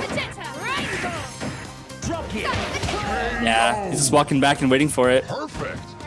Ooh, getting perfect that time too. And Neb's Valerie is very strong. Yeah. We know Neb is very, very strong with Valerie here. Super. Okay. Almost got the 3. There's 3 right there. Taking 4. Looks like Val might catch it. Oh, baited it. Not enough. Oh, but 2 is so easy for Val to burst. Yeah, she's. Oh my goodness. One of the reasons I really like her is that it's just really common to get 2 damage in a mix-up after you get a punish. So I like that a lot. That's part of why I play her. Keeping that pretty close though. All right. Looks like we do have a little bit of a desync on our stream's end, but we'll let Leo radio cast this because he'll do it much better than I. Sure. So we got Neb's Midori versus Daniel Setsuki. Just kind of spacing back. Setsuki walking backwards a little bit at the start. Pretty much got to keep Midori in the corner. He gets the first jump into a sweep, and he's just kind of walking her back. First turn I thrown. Butt slams in. Yeah, he's got sets in the corner. Daniel Setsuki is not really... Oh, surprise. Okay, now, yeah, you got a random hold B, put Midori in the corner. Midori transitions to Dragon Form, and then Yomi counters to kill Setsuki at the end of that round. So he's going to go into round 2 with a full super meter. Round 2, fight. That is the first time I've seen Midori's Dragon Form Yomi counter, and whoa, boy, was that fierce. Oh yeah, Toxic Breath. Hey, that was weird. Esper Dash, Setsuki's super, seemed to trade with Midori. Maybe it didn't trade, maybe he just hit her, but it looked like he got like some kind of hit stun, but it didn't do any damage to him.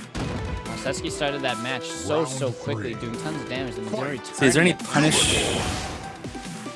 Oh, that's easily punishable. I do like that Setsuki skin there. Oh man, just dominant play from Neb. Neb is You clearly a win. very strong player, and that's the difference as well between. We've talked about this before. The rushdown versus the grapplers. You know, you have that health difference. So even if Setsuki can burst so quickly at the start of the game, in the judgment. you know you're only matching the health at the very beginning. Yeah, you have to be right an extra time, but it's easier to get in, right? Fight. You get those 4 damage blow up combos. Okay, we got a Degray mirror now. Ooh, you don't want to eat that ghost. So first mirror game, sorry. Hey, Daniel gets the 4 damage counter hit punish combo off the back A. That's what you want to do. That's like Degray's favorite thing. You got to not let him do that though. If he's plus and he throws that back A, don't hit a button. Oh no! Jumping over the punish and the landing there. Round 2. Fight. Assist. You were talking earlier about the Oh. no, the ghosts!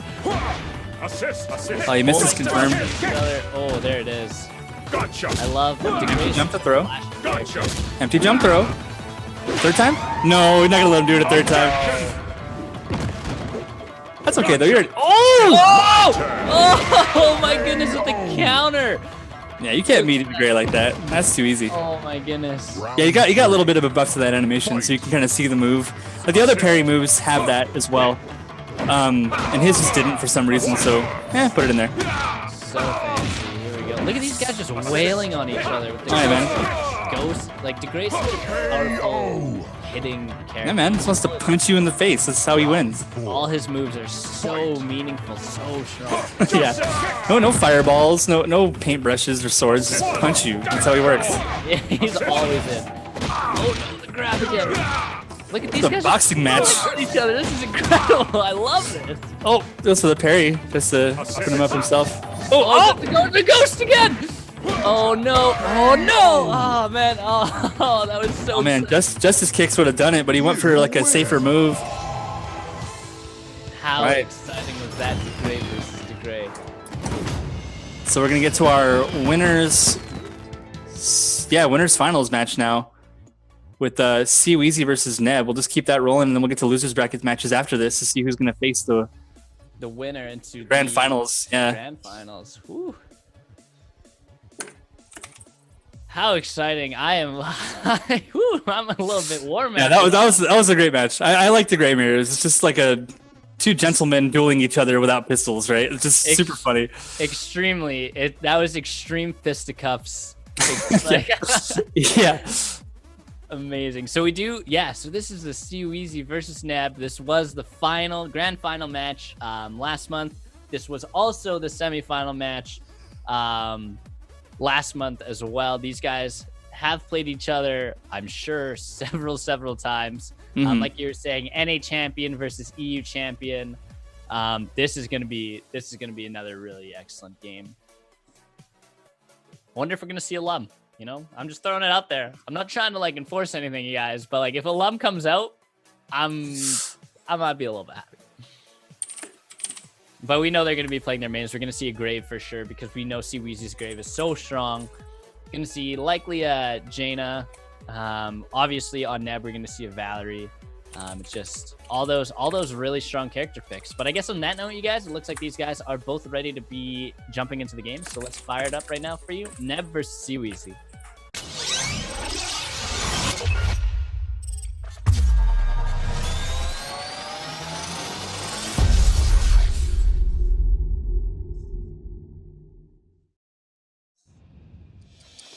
Okay, we got Team Weezy. Round Their mains. 1. We got Weezy Fight. and Neb. We got Geiger. We got the Gray. Time spy. We got the old men. The old men going against each other. Yeah. Time It's a spy. very great matchup. I love it. Because in the lore, they're friends, I think, correct? Yeah, so Geiger is he's not, I don't think he's too old. He's probably like in his early 40s, maybe. Maybe I don't know. Maybe he's accelerated his aging in some way due to understanding of time magic.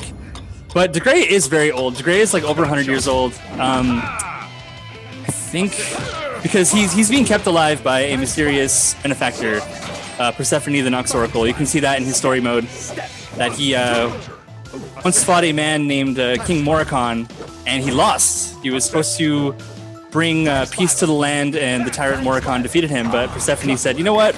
Horicon kind of sucks, and you should probably win. So I'm gonna give you a little bit of the old Greek god help. You know, in the old epics, the gods would just champion a person and say, I think this guy deserves to win for a bit. So she gave him the power of immortality. Time for a change. Oh no!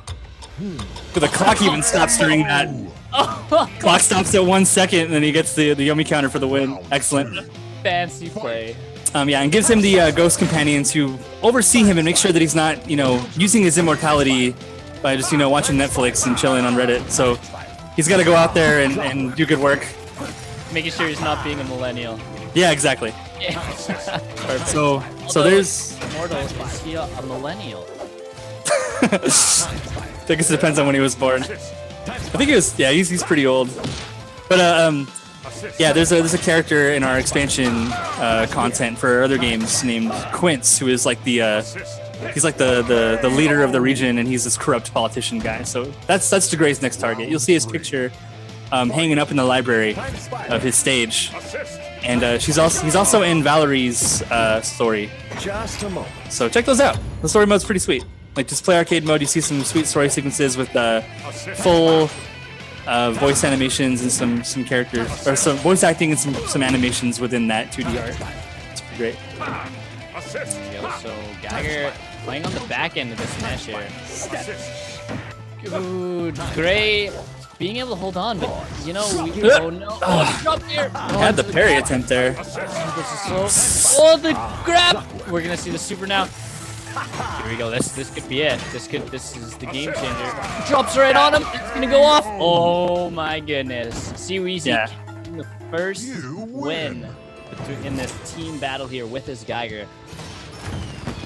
Crazy. Yeah, that was unfortunate. He could have, out of the it was a little bit of a risk, but out of the time stop in the sky, because Geiger has that pause. He could have done the super parry to catch the drop gear, and it would have been great. Would have taken the round. Here we go. Now we're gonna see that C-Weezy on Grave. This very strong Grave against Nep on Midori. Nice. Gotta get that sword now. First ability is the We'll just walk away with each other. Look at this. Just jump to Wind Warrior taking to the sky. Deep. Like thunder. Yeah, deep. Can't be too savage here, but he just got punched right in the butt on that butt drop there. Yeah, in the butt from the front. Yeah, oof. High-level martial arts there from Grave. What a counter to his master, hey.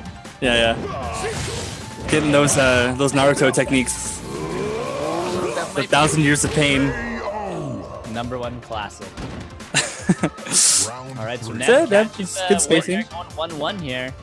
Yeah, he's got to find the right time to activate Dragon Form. A lot of this matchup, a lot of Midori's gameplay is using Dragon Form as a sort of a time stop and then getting the appropriate punish, and then just running that advantage time all over your opponent. But this looks like a bad round to go Dragon, so he's going to probably hold it. Perfect. And without extra HP to armor through stuff, it can be tough as well, so got to get ahead of it. Okay. There we go. So it's Walk into the corner. looking good for C-Weezy. That last Grave game was quite accurate. Yeah, he would have got punched. You'll pay one. You'll pay 1 HP to get a little bit farther. You got 7 for a reason. There it is again! Yep. Deep Dragon Hearts. He knows the spacing. He knows the timing. There it is. Empty jump catches him blocking. C-Weezy catching that 2 perfects in a row here, going 3-1 in that round. Taking the win on Graves, going 2-0. But it is now Neb's turn on Val against Jaina. This matchup, I like this matchup a lot. This is a good matchup. I like it. It's fun. As Val, you have the reversal. It's like one of the main ways to keep the fireball pressure off of you. You can, poke out the fireball startup. Oh, good bait. Goes for it. Goes for the cross-up yellow. Now he's in the corner. Oh, just a single cyan just to kind of dash forward and get out. Yeah, that was beautiful.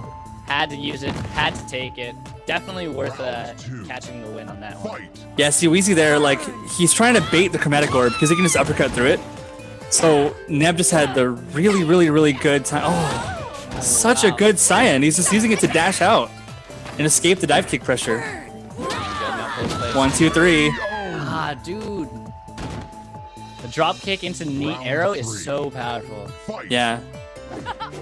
Yeah, the forward A, Jaina knee, so strong. It doesn't do the follow-up. He's minus on that, so you expect some kind of follow-up, but it's almost a mix-up in and of itself to not follow it up. Okay, walk up orb, protects himself from damage.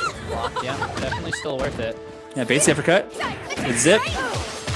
Oh. Rainbow. Oh, here we go. Okay. Walks under it. Gets the throw. Oh, strong throw there. Great play again. Here we go. Val taking this 2-1 right now. Yeah, I guess like Jaina might be the weak link in CWZ's chain at this moment in time. There it is. Yeah, so that's it. You do the dive kick, you walk back, you try to catch something, and then once you see the chromatic orb animation, just throw your super out. Get the 2. Corner pressure. That would have crossed up if the fireball was not blocked. One more, yeah, just for the chip into the Dragon Heart. Yep. Ooh, going 2-2 here. This is Neb's life is on the line here. He might drop into the loser's bracket if he ends up losing this match here. Good rainbow. Lots of damage to that first. Yeah, good pressure. Like it just catches people trying to jump out of your stuff. Trying to catch a forward A there. That's what that was for. Because this is a range where Neb might try to just use forward A to pressure. That's like where he wants to put Jaina. He wants Jaina to be in the corner so that if you do a chromatic orb and you catch startup of a fireball or like a jump back. Oh. Nice. Blocked into the hits. So Val's taking this one. Neb catching his first win in this team battle. Gonna have to run it down 3-0 if he wants to still hold on to this. Yeah, Midori versus Jaina is a tough fight, and I mean, the Gray has some stuff going for him. He's got the air super can catch air fireball attempts and get the counter hit sometimes if you do it early enough. Midori versus Jaina, the dragon is kind of tough to utilize because he's so big, and you try to like do any kind of offensive thing, her ground super will just catch you on either side because it's like just a big cinematic with the suction effect. Here we go. Very now. nice. Good combo. Have another 2 hits. Very good bait. Oh my goodness, Neb catching the first win in that match was perfect, I believe. Yeah, see, Midori's jump is shallower than other characters because he's can't jump very high. He's an old guy. Yeah, he's big and he's old, so he can't jump very high. It's to his advantage. And now we got a big Yomi counter. Putting Wheezy in the corner, giving you a Dragon Form immediately. You'll see when he activates that.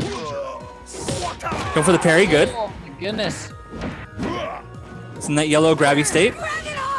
Okay, can we get the command grab? He actually would have preferred not to do that. Not that specific one, yes. He wanted the normal throw.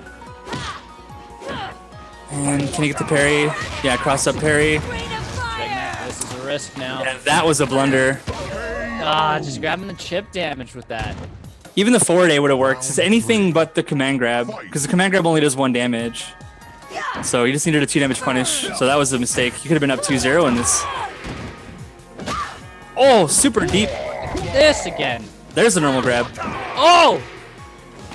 Good lord, Neb is really showing us like what Midori's character is all about here. Not even using Dragon Form, just really showing us who Midori is. It's hard to use in this matchup. It really is. Like you gotta, like right now he's gonna use it to get a sweep maybe. Oh, Yeah, just take the round.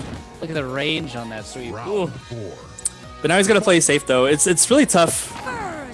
You got that big jump in, but doing any other tricky stuff, yeah, you just get nailed by a Dragon Heart. Oh, now. That's sweet. Okay. Maybe a little bit of chip damage. Yep. Wheezy's like, I don't want to play this game of you doing stuff to me. Get away from me. I'll take 1. You can take 1 too. Oh! Good block. Going in for 2 damage here. And the kick. Yeah. Woo! Caught the forward A, looks like. This is it again. We've seen this before.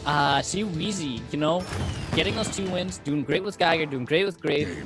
Now on that Jaina, catching the 2-2 again. In the judgment. Even against Rukager, he went 2-2 with the Jaina. Will he be able to turn this Jaina into a win again against Neb here? Assist. Oh. And that jump ghost doesn't go as far as the ground one. Typically want to use the ground one to approach the zoners. Assist. There you go. Follow it in. And this is the map you were talking about the Graydon. Yeah, Morricon's on the left. He's the one with the Valerie's painted an X on that already. But Quince has only 1 slash because he's still alive. And they gotta finish him off. Good jump in. Good. Keeping the pressure up. Oh! Takes the ghost. Well, there's spacings where Neb wants to be so we can use a counter to kill Jaina off of a dive kick or a forward A. That ghost approach. Good. Oh, no! Projectiles. But this is Easy needs this, you know? He was 2-0, now sitting at 2-2. It's a big risk here. I can feel his heart rate, you know, it's going up. Good counter hit. Just throw. Just fucking throw. Do it again.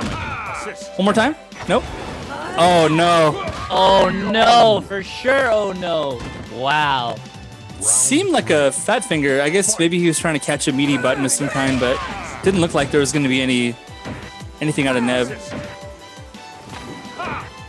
This is really deep jump in there. Do or die for both players right now. So maybe he's waiting to use air super to catch Wheezy in a jump fireball or something. He's gotta be careful. He doesn't want to get blown up by uppercut. Good. 1-2. The block. Just walking it back. 1-2. There it is again. You're seeing it. Round 4. DeGray's quick jabs. The 1-2s exactly. Just getting those 3-2 hits is. Oh, here we go. We're gonna be able to see that impression from series here. Yep. Just take one. Yeah. Just good Dragonheart spacing there. Go. Gotta use that ground ghost a little bit more. I want to see that. See Weezy sitting on the super again. Fire! Oop.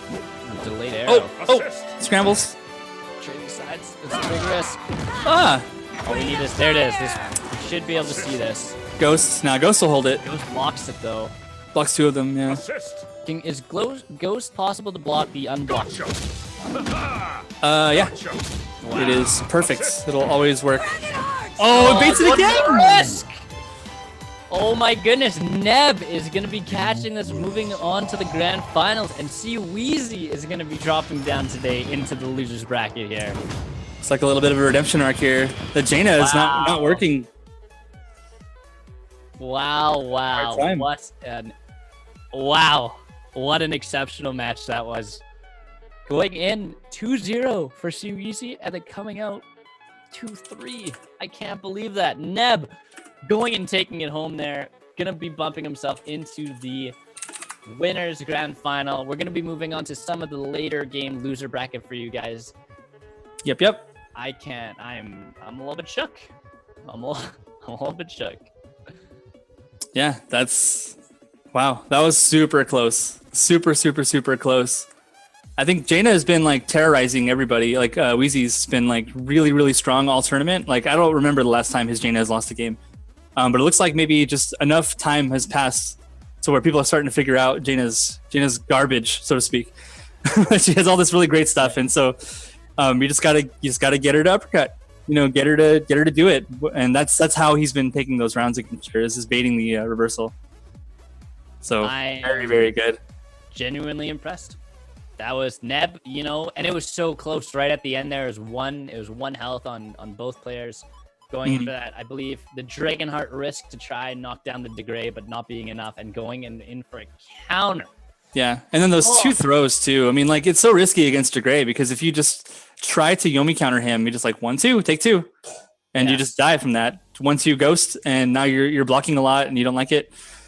So yeah, the walk up throws are extremely dangerous from DeGray, but you know, all she had to do was super. All she had to do was uppercut. So it's a mind game. This whole game is about decisions, and they all matter. It's just a big aspects of the game is just making sure that you're reading your opponent first and foremost. Like you can spend as much time as you want in training mode. We're trying to again like limit that and not really keep you in training mode a lot to get you into the game as fast as possible. The frame advantage stuff is helping with that. The very simple execution barrier is just non-existent, and we just really want to get you to playing the game at a high level to where you have to read your opponent.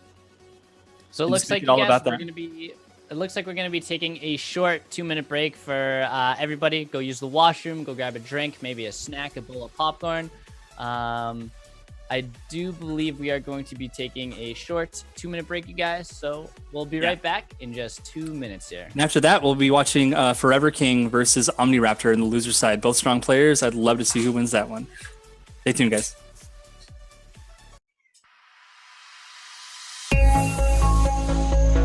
Okay, we're back.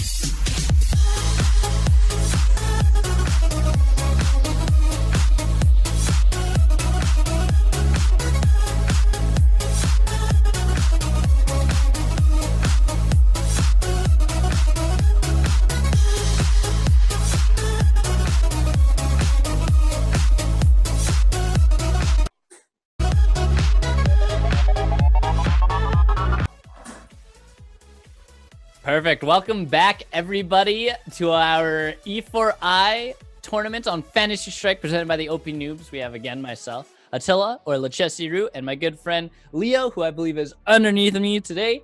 Yep, he's up there. How's your break? Was it nice? Yeah, good. 2 minutes never feels like 2 minutes when you take it at work, but this doesn't feel like work. This feels like me just having a good time. So Perfect. So let's talk about our first match in the losers bracket that we are going to be spectating here, Leo. Who do we have here? we got OmniRaptor versus Forever King. OmniRaptor is a very strong player. Only lost to is Omni here? Let me make sure of that, because I hope that. Yeah, good. Okay, I guess. Yeah, Omni actually lost to Daniel, which I didn't expect. But anyway, yeah, we'll get into the character selector right about now. Omni versus Forever King.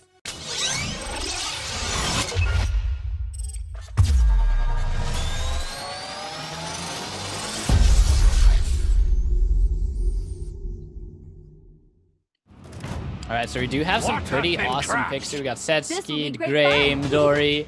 We're seeing Forever King's Argagarg first against Setsuki. So this is, I believe, in my opinion, I think it's a little bit tougher for Argagarg because Setsuki is always like, Yeah, the smother is real, and you can see it already. And yeah, OmniRaptor, I think in the previous tournaments was one of our stronger Setsuki players. It's a dive kick to get out. All right, Well, there we go. Look at the distance. perfect spacing on that B. That's Round 2. Yeah, unsafe B, but when you get the right timing on it. Argagarg. Oh is my in goodness. trouble here. He's got a bubble. It's gonna mash it out. Get the pop. Definitely. Yeah, here's the distance now. Get away. Get away. Back fish. Definitely works. Boom. Oh, there's just the hold it. damage. Boom. That's it. Yeah, get that poison right on time too. Round 3. And that's what you gotta do. You gotta thread the needle. Got that big counter hit. Oh no. Omni unresponsive. Okay. Controller died. Controller died. Had to plug it in. Top here. This is my personal favorite. Oh, does that not work anymore? It's like an armor break sound. KO. There we go. Lots of damage. Questionable start there, Round I'd have to 4. say. Fight. Yeah, unfortunate for Omni. I see Omni is having a little bit of technical difficulties in chat and Discord, but There we go. Now we're seeing that oppressive Setsuki. Look at that. What a into the command difference. grab. Perfect. Round 5. Fight. Setsuki really showing us, very tough for Argagarg. This is kind of like a ninja going up against like a mage here. I guess that's Yeah. exactly what it is. And just so oppressive here. It's the mix up here. Pops it, but just blocking. Knock her away quite. Man, that's such a Setsuki player thing. It's like just knowing that perfect spacing where you can get that 2-hit punish on a projectile with the B move. Because it looks normally that kick is unsafe on block. And Yes. so you got to make sure that you hit with it and space it to where if it hits too early, they'll be able to block the kick and then you have to go for the command grab. So it's the thing you really got to know the spacing on it. We're seeing Forever King Round on 1. the Kentucky Fried Geiger versus OmniRaptor on Midori here. Time spiral.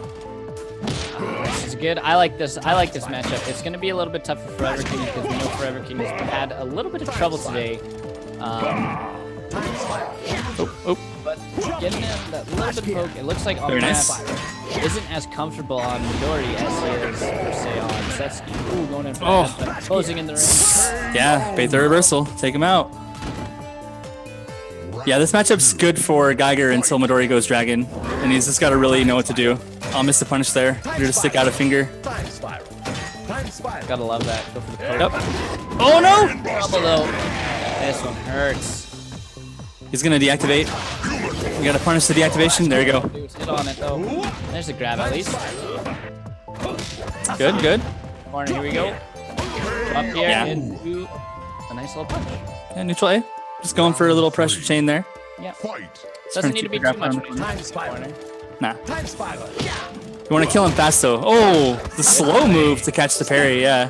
Time spiral. Yeah, Geiger's a lot about getting away with back A. Time spiral. Look at this aggression here. Okay, let's command grab off the parry. Just a moment. All right. Go. Dory kind of. I already know he's dragon forming. Yeah, for The sure. bar changed green. Catches the recovery frames of the time stop there. Oh, good jump, A. Yeah, 1 HP Midori can no longer really threaten the command grab to get in, so yeah, just hold that. Nice. Keep that distance. Yeah. So interesting. Oh, Raid. Gotta get that sweep. Not doing too much in the dragon form. So very fortunate for the Jagger here. don't think you wanted that flash gear. No. Time spike. Definitely getting a press in this corner is not where he wants to. Good grab. Forever King using that. You can tell he's a very skilled player. You know, delaying his moves in the way he is. Gets the grab again. Oh my god.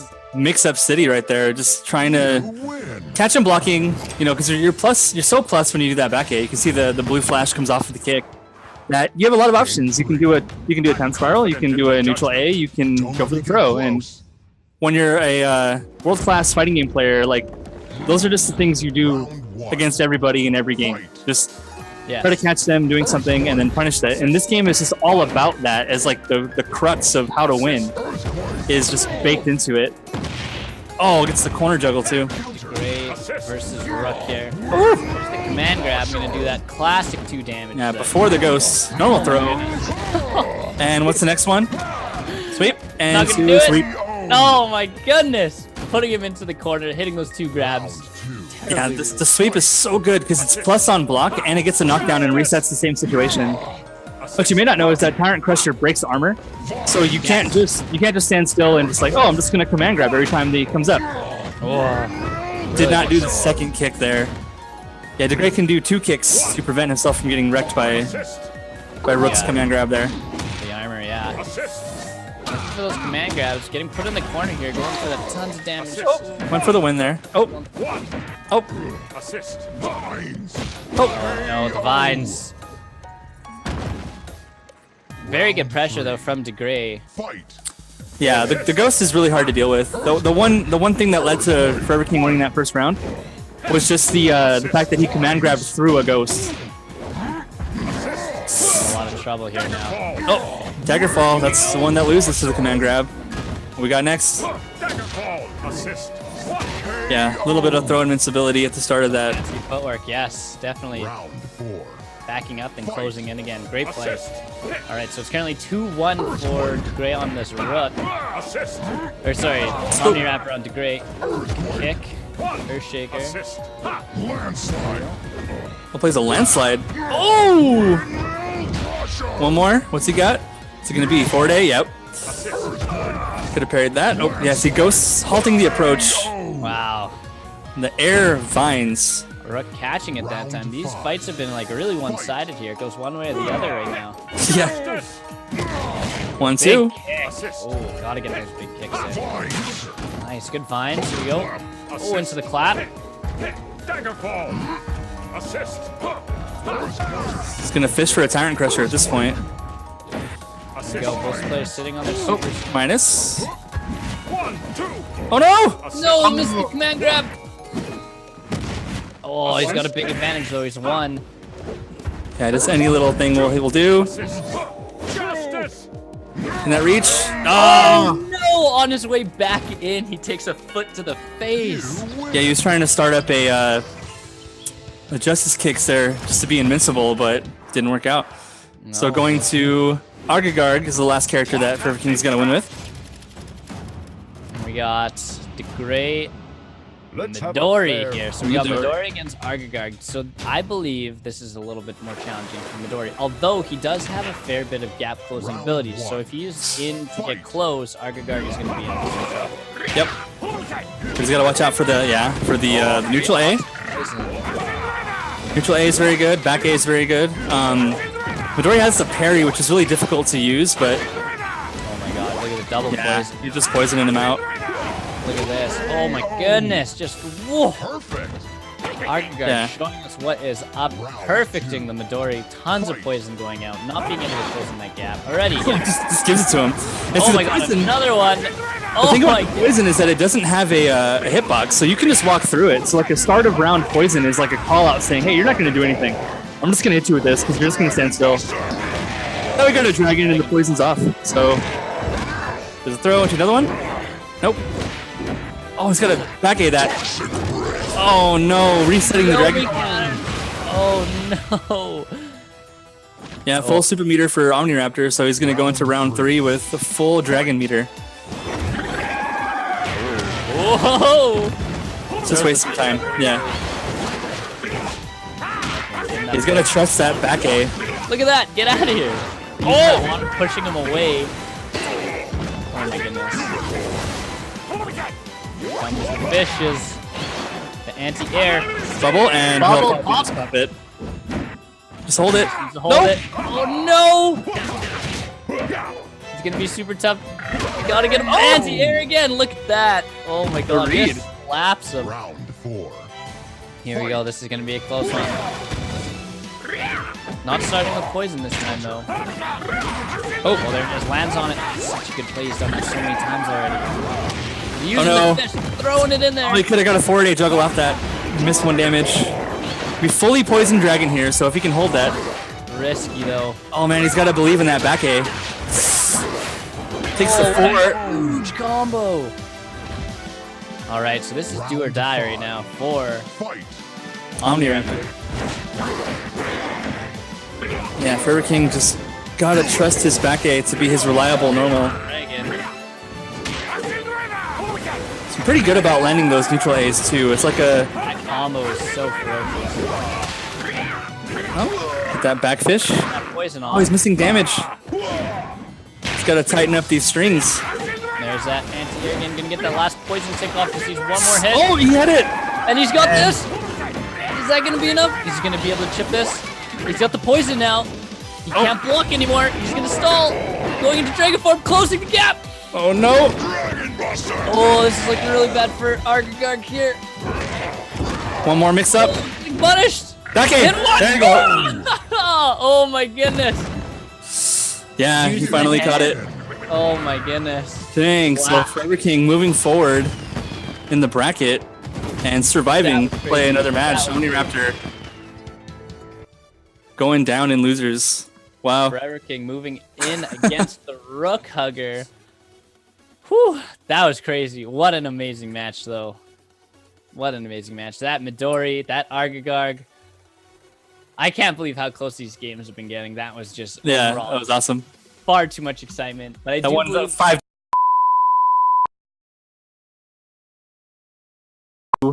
is Daniel-san versus Merciful Hacker. That's gonna be losers round 5. So you guys you can check the bracket. Just exclamation bracket like a real fighting game stream, and you can see where we're at.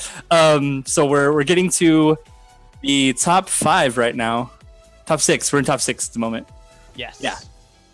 So Weezy sitting at the top of losers. And yeah, next match, Daniel versus Merciful Hacker. Let's get into that one very soon.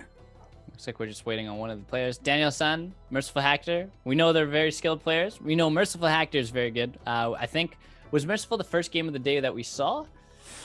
Yeah, he's only lost to Weezy so far. He's defeated Chese and Wolvie. And so now this will be the next test. And then if he can...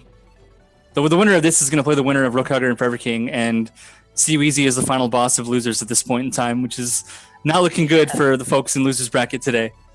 Although we might get another grudge match with the Rook Hugger versus Weezy. That'd be that's another chance for the Rook Hugger to make it.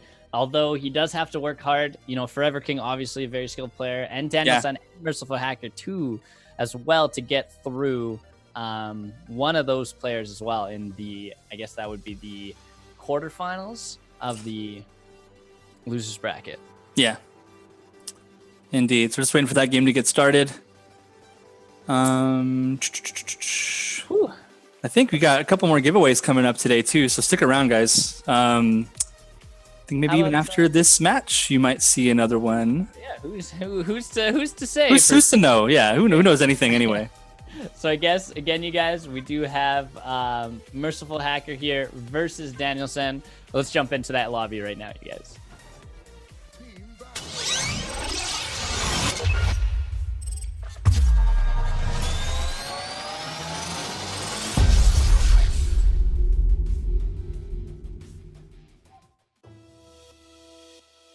Team battle. All right. Awesome. Team So, battle. yeah, there we go. Team battle now. Here we go. We have Geiger. We got Setsuki. And I DeGray. This is Danielson, I think, is the Game Setsuki player. Yeah. Yes. Merciful Hacker with the. Cheeky Lum. The Let's cheeky Yeah. Lum pick. begin. Yep. Oh, and we're gonna Seeing see some a good third representation man. for all 10 characters now. That's pretty good. Yes, definitely. So we got game number 1. We got Lum and Geiger. Round This is one. exciting. It's an exciting time. Let's see what he pulls out of his back pocket first, and it's Panda. Yep. Push him back into it. Oh, Can't get him to that. juggle. Yep. Oh my goodness, tons of damage so early. Yeah, those miracle combos there. Time spiral. Drum Yeah, you just gotta worry about tiny limbs all the time, and like it's really good also to just walk with them and just kind of use them as a shield. Because if anything is active hits you, like cool, you'll take that, and then you'll just Oh, trade it. fireworks. spiral. Just Yeah. a They moment. come. Oh, what? I think he's punishable after this. Might be too far away. Oh yeah, he's a little bit too far away. Hey, drop gear. Time for a change. Yomi countered. Oh my Yeah, goodness. what a cheap Danielson. walk up all the way across the screen and try to go for a throw. Look at this now. Like mid-air, like just landing essentially. Time spiral. Yeah, Cyclone Revolution, just trying to get the chip. Definitely gonna 1, be 2, 3. Oh, maybe not. Oh, Melon. Spiral. Eh, still gonna take the damage. Time spiral. Time spiral. little mistimed Melon there. Lum not being able to pull out the cheekiness in that match here. Yeah, I haven't seen a single super from Merciful Hacker yet either. There's the cartwheel. It's a little bit too far away to really benefit from that. Just gotta get some item coverage before you do that. It's like, there we go. Some dice going. Oh, he didn't block that. Incoming. Okay. Time spiral. Time spiral. Melon. Time spiral. Yeah, see, all of Lum's normals and special moves, they have a different like angle that they throw the die at. It's very Map. 1, 2. Oh, the invisible kick. Time spiral. Oh man, this is looking grim for both of them. Oh no. I know, this is really bad for Lum here. Time spiral. Throwing the dice. He's got it. Swat him. Time spiral. Oh no, that's not gonna be enough. Jump. Hit the dice. It wasn't enough. It didn't roll. Scooted. If you did the back A, it would have been farther. Round Oh, Oh, so close. close game though. Very, very close game. There you go now. There's that kick. That's a great kick. One of my favorite abilities in this game. Time spiral. Nope. Block the bomb. Both players. There we go. Look at those baby Oh. legs. Holy moly. Lum Army. Hashtag Lum Army. Oh no, not the cherry. Oh, great pick. Yeah. There you go. Lum Shield. Lumble Shield. 1. Oh, a little bit late on that jump A. That would have Oh been. no, he's right in the corner. Now for the dice to zone him in. Oh, great play though. Get out of there. Yeah, dice have no hurt box on the way down, so. And then we got to roll for Now in 1, trouble, 2, 3. There it is. Going 2-2. Game number 1 here between these guys. It's very, very riveting game here. Time spiral. Super even. Once you get to these later rounds in the bracket here, this is when you get those games that are just so close the whole time. Oh, it's a beautiful, beautiful neutral A. Time spiral. He could have lost the round right there. That's like a 3 damage combo. Fireworks into dice. Oh. Are they on the way down already? Last gear. Oh no! Lots of damage. Time spiral. Cartwheel. Gear. Okay. Oh. Ooh, bad cake. Though, yeah, unfortunate. Got the juggle, and we're down to the final HP. Oh no, there's a cherry! What's gonna happen? Is the melon gonna catch his feet? Oh! 2 HP though. Oh, Oh, tries roll to into it! Ah! That split-second decision making, it was really just. He could have had that. That's like a really specific spacing that you can roll through the projectile. So that was like on a razor's edge there. Yes, what a close game. This will be great fun. Here we go. Now we got that Setsuki versus Midori. Currently All right. 1-0 for Danielson. So a big deal in this matchup is that Midori has to make sure that he's on point with the parries. He's got to make sure that Daniel can't just walk all over him with jump dive kick. Yeah, it's not active on frame 1 though, so if she does a really good meaty attack, then he can't actually get that. 3 damage combo. Punch! Oh no! Good block. That's it. Great job. Great job, Merciful Hacker on that one. Taking down Danielson Setsuki. round 2. And then once Midori enters Dragon form, Dragon Headbutt is such a crazy move that it's difficult for her to really rush him down when he has it. Good mix up. 1, Tons of damage 2. to start. Just need to feel this, and that's it. Yeah, if he had done that jump A a little bit later, 3. it would have been active enough to catch Setsuki. It would have been 3 damage combo. Wow. Start of round Starlight loses to the drop kick. There we go now. Gotta eat that. One, though. Oh. Oh, tries to the counter. Gonna get a lot out of this. Oh, 2 damage out of it. 3 damage out of it. Damage out of it. Just trading. Well, a couple trades. Here we go. Right out of it. Perfect timing. Starlight, Pablo! And here we go. What's the mix-up? Oh! Mistimes the meaty throw. And then tries to Yomi counter there. Round And takes the punch. Takes the chop. It's gonna be a close one here. Oh, regular throw. There it is. It does tons. That's so much damage on. Yeah, on the best punch she's got. KO. And then there you go. There's your mix-up. Either you take the throw or you get hit by the chop.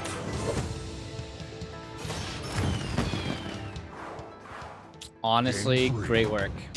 Very, Yeah. very good work from Merciful Hacker there. Doing a lot of work to take down Danielson Setsuki. Now we're gonna see Valerie versus DeGray. Yep. Round Fun matchup. You have like they both want to get close, right? Oh, I can't believe that hit.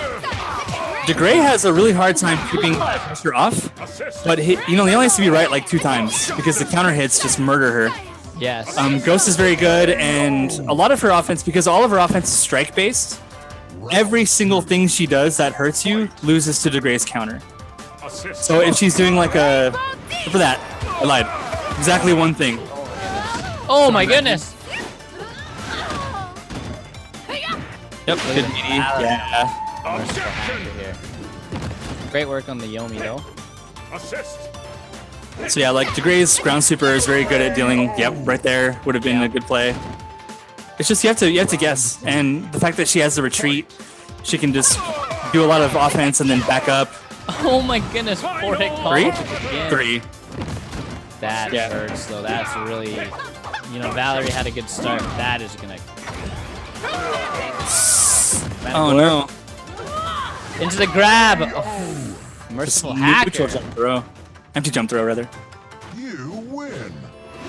Yeah, that was pretty solid. I think that It's- was honestly some really great Valerie gameplay. Yeah, I think Val has the advantage in that matchup just because it's easy to smother him, but if he's correct with his super reversal reads, then just makes it a lot easier for him to win the matchup. It's actually how he wins the matchup. So we didn't see a lot of that, and had a predictable 3-1. Round Here 1. we go. So we got that Lum versus DeGray now. Double wild card. Oof. Couple of melons, dude. Oh, one of those Blocks it. big normal attacks. Oh my goodness, look at this damage already from Lum. Boom. Hits the Yomi counter. This is disrespect. Oh my goodness. What a cheeky Yomi counter that was. Oh yeah, so great. Oh my goodness. Hits him with another one. Okay, I'll throw you this time. Oh! Oh, this is gonna Coin whiffs. Look at that punch. Oh my goodness. Here we go. Yeah, no, not gonna work. Doesn't get it off. A little bit too Like, yeah, Yomi counter me again, Plunk. You've been 4 in a row, 4 throws. I can't believe that. Says you're not gonna get another Yomi counter. Sorry. Danielson sweeping the leg. Oh my goodness. Yeah, and no meter gain off that either. When you get thrown, you don't gain meter. So he's able to deny a lot of time and build his own super back up. Yeah, so Lum also does a lot of strikes. So yeah. Oh, we got. Another one. He used the super and ate the cake right after. He's at 50 super already. I'm in trouble here now. Gotta play really far from behind. That's okay. We got a. Grabs. Oh no! Again! Will he eat the cake though? Cake? No cake. All right. No, Round is over. Yeah. Okay, looking to tie this one up 2-2. He's getting those good parries off. Oh, baby Lum armor. Ouch. Damage. He's in first already. Pile bunker. Bit risky. Bit risky. And going for the arbiter. Does get it. Cake. Cake. Backs up into it just to grab it. Oh no. Oh, grabs the health. Oh, that's cheeky. There's baby Lum too. Worth it. So 2-2 now. Ooh. This is Round game 5. point for Merciful Hacker. Yeah. Match point. Yes. There we go now. Trying to get some chip damage off. Nice slow starts here. Cloud's coming up. Okay. There's that damage. Ooh. Okay, looking for a button. Looking for a button. There we go. Now we're gonna see the first dice of this game.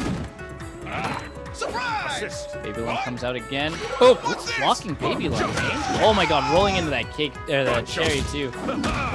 He's already at full HP, so we really just denied 2 of them. Yomi countered. Now with the special again. Dropping bomb. Oh, wow. Bomb into kick.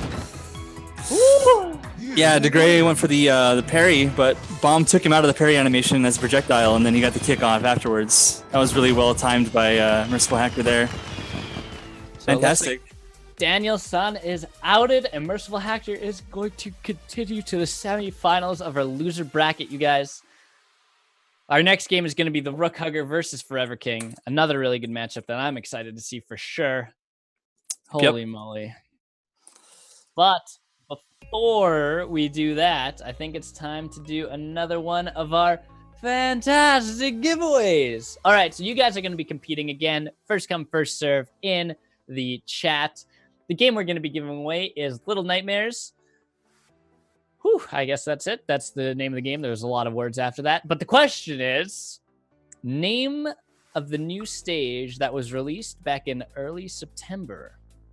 What is the name of the new stage that was released in early September? For Fantasy Strike, obviously, you guys. This is for the game Little Nightmares in Fantasy Strike. Please name the new stage that was released in early September. We've talked about this. We actually talked about this last month, exactly, because I guess last month was early September. Again, you guys, one more time here. First come, first serve. You guys, whoever answers this question is going to be going home with Little Nightmares, the trailer, which I do believe is playing to my side here. It's coming down over here in this kind of area. Well, it's more over there, but in this side. Little Nightmares for you guys again. In Fantasy Strike, please name the new stage that was released in early September. First come, first serve in chat. All of us here at OPN are going to be watching. We're spectating. We're interested. Who is going to be able to name the precise map that our good friend Leo here and his wonderful team had released back in early September? Interested. I'm interested again. I know exactly what it is. I know what the answers are. You guys might know. Oh my God, look at this. So fast. Arne coming in with the Mirkwood Marsh. That is the correct answer. Congratulations. You are going to be going home with Little Nightmares, or you're going to be staying home with Little Nightmares. Either way, you're going to get a game key for Little Nightmares. Leo, my good friend, underneath me, what are we to expect in this next matchup here? We're going to see a little bit of Rook. We're going to see a little bit of Argagarg. And I want to see Forever King tighten up those punishes. Like, he's been getting a lot of Bluefish to connect, but he's like going into other stuff. Like, he's doing like flowchart things. Like, he wants to throw a Bluefish and then say, okay, there's no way that's going to hit. So I'm just going to start a river because there's no way that Bluefish is going to hit him. And then it does. So if you're paying attention to it, you can pretty much always land a forward attack after, like, the long stretchy hands. You can always land that after the Bluefish connects. So he's got to watch for his full screen punishes. It's very difficult to do. It's like a thing that you have to do as a zoner player, and you play like characters like Belsum and whatnot. So let's get into that match right about now.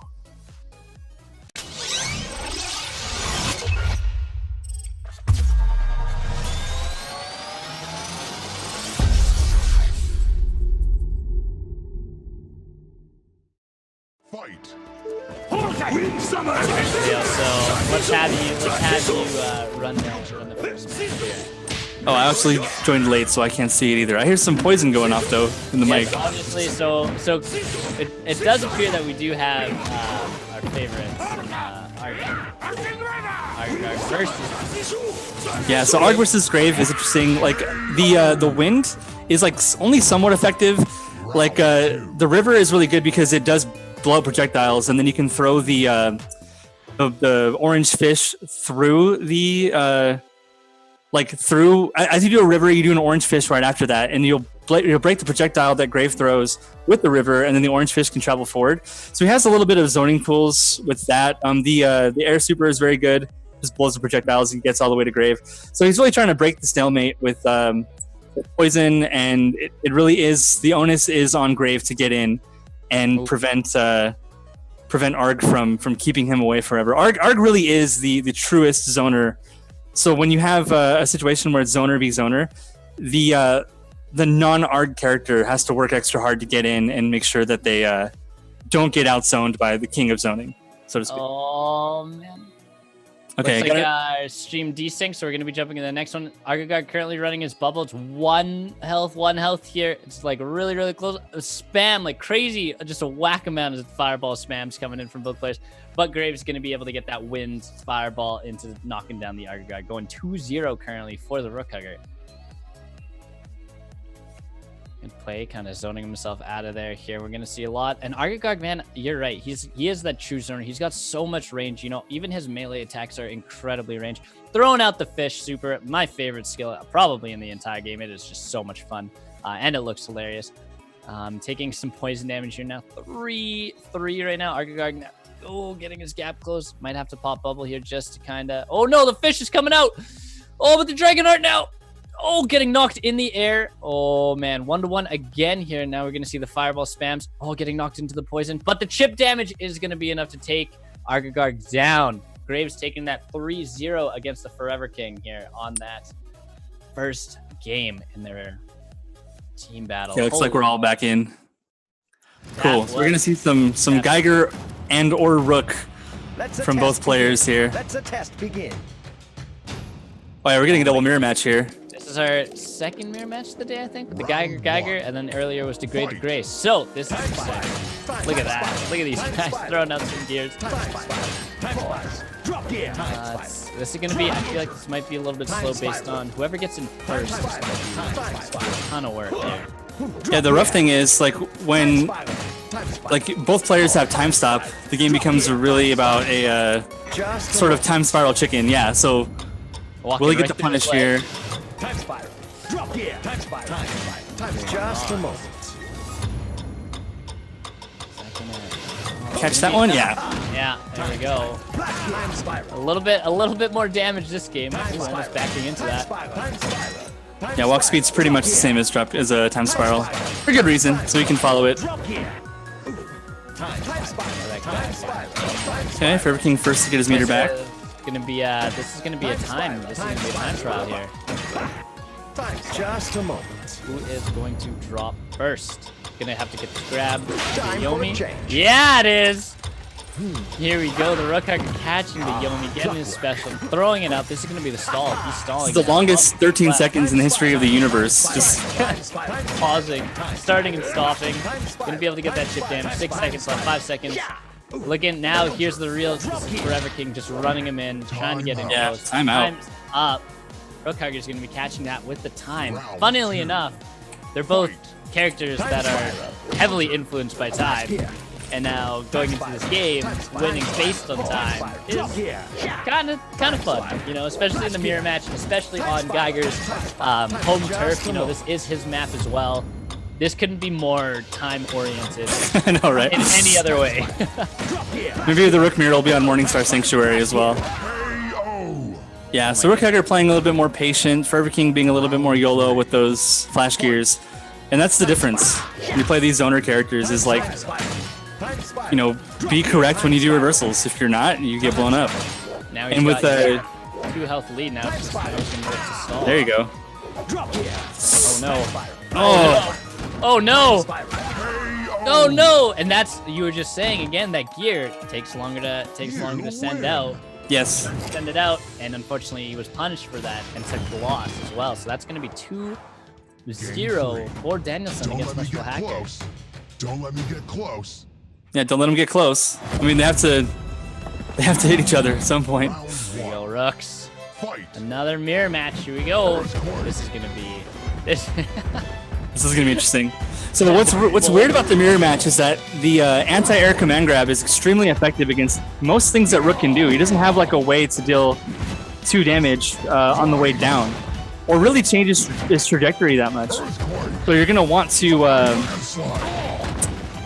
like empty jump a lot. There you go, hold jump. No, he's gonna. Oh my goodness, Rook Hugger. This is a tough match for Forever King because we obviously know the Rook Hugger's capabilities on Rook here. But unfortunately getting right into that super. Yeah, if you just hold jump, you don't get grabbed by it. So all you had to do was hold jump there. You would have got a 3 damage punish, and it would have been pretty good for Forever King. Although this is I like this mirror match. It's pretty funny. Oh, it's lots interesting. Of jumping, lots of earth shakers, lots of land slides, tons of kicks. I love when the see, he's just empty jumping. Oh, he did it. He did it to him though.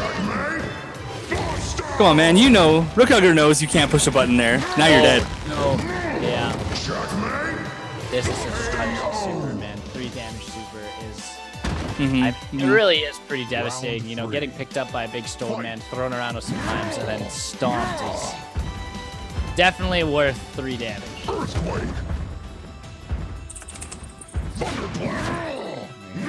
the foot come out. Gotta love the foot. Thunderclap, not really doing. Does the thunderclap? Is that maybe not? The weight of Rook doesn't change anything. It does not. You kind of need if he wasn't affected by it, but no, he is. Yeah, I believe it didn't seem like he was affected by it too much because Forever King was moving backward. Yeah, so unless you can pull off, that's gonna be it. GG's Forever King. Thanks for showing up and doing well, getting the top 6 of our tournament, man. Very, very well. But Rook Hugger was our 3rd place runner-up last tournament, so you got a tough matchup there. And again, it's the same matchup as last month here. We have the Rook Hugger playing against Seaweezy, although Neb is. Oh no, we got one more. We got to play Merciful Hacker versus Rook Hugger still. Oh, excuse me. Merciful Hacker versus Rook Hugger first, and then we'll see how this plays out. I am interested though because we do know Merciful Hacker, obviously very skilled player, was outed by Seaweezy, as well as the Rook Hugger. Both outed by Seaweezy, so this is the redemption. Winner of this game is going to go on for their grudge match and also take home a chance at 2nd, 1st, and 3rd place here. So this is a very important game for the losers bracket side of things. Yeah, because the winner of this will take 3rd in the tournament, regardless of what happens after that. So yes. So this is for quite the prizes here.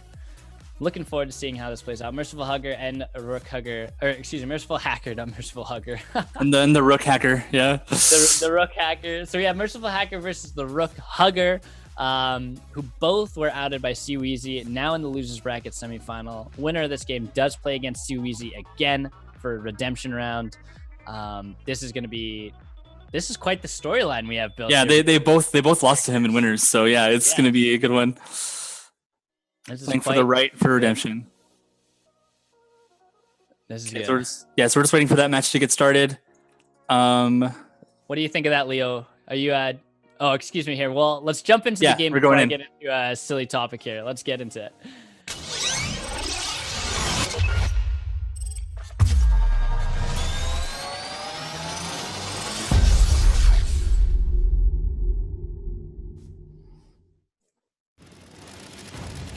Perfect. Okay. So it looks like we have pretty I'll traditional character picks here.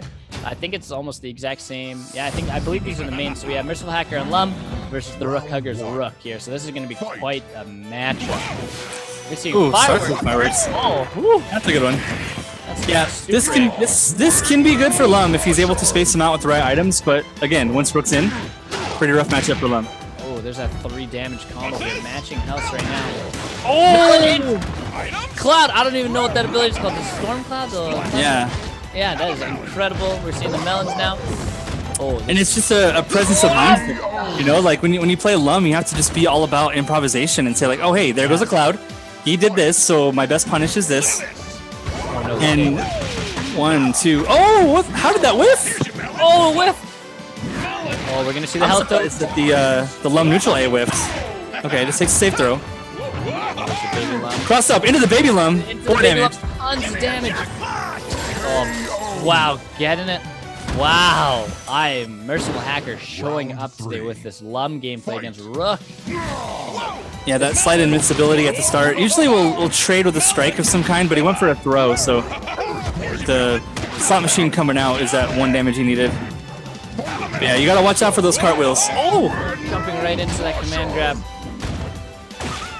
Oh, he didn't block it. Lum didn't block it. Oh, Was that baby Rook. Baby Rook? They got destroyed on the way down? Yes, it did.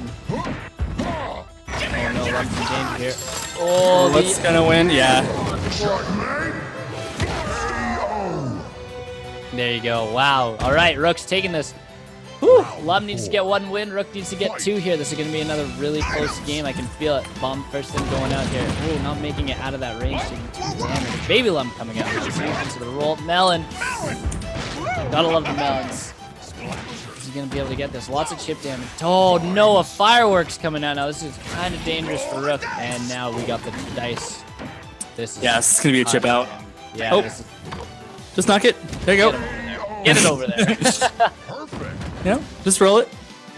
Unfortunately, you know, Merciful Hacker showing up with his Lum gameplay here, taking down the Rook Huckers Rook in the first game of this team battle here. Let's have a fair fight. So we Let got the Midori test versus begin. Geiger. I've seen this matchup a few times. It's a good matchup. Both players. I love Rook Huckers Geiger. I love Merciful Hackers Midori. Fight. This is going to be a really excellent game. Time spiral. Yeah, so again, this is all about Time spiral. throwing slow time spirals for Geiger and then punishing with that really good forward jump A. But you really don't want to give Midori Dragon Form that's fast into the round. So and get pushed into the corners. This is now, No, yeah, this is going to be Midori's. yeah, just gonna wait. KO. Yeah, with that much HP, just block, just wait. He's gonna get a little desperate. But now we start round 2 with Dragon Form, so it's gonna be tough for Rook Hugger to keep him out. Oh, weird. Dragon The wrong way throw. So odd. The wings. Oh my god, I'm now into the combos here. That was 2 twos. Let's see. Will Hacker just headbutt through and take his 1? Oh, what? No way. Walks under it for the grab. Wow. I thought that Round 3. that Geiger could re-jump there, but maybe he couldn't. It didn't say jumpable, so maybe he had a little bit of recovery at the end of that. That was teaching me some stuff there, if that's the case. Time spiral. Merciful Hacker losing that Dragon Form now. Oh, trades with it. Getting behind the... Deciding when to parry, so Rook Hugger throwing the timing off a little bit, trying to bait a parry.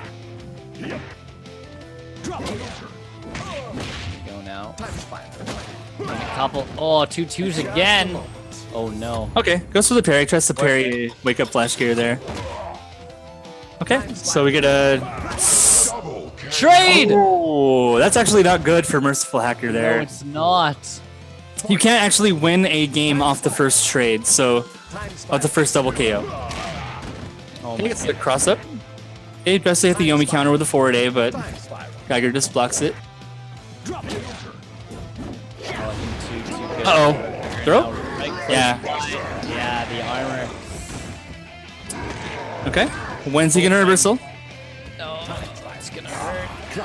Oh, he might be able to scoop under this with a headbutt now. Oh, okay. Takes the Victory. full damage. Look at this. Oh, 1 more.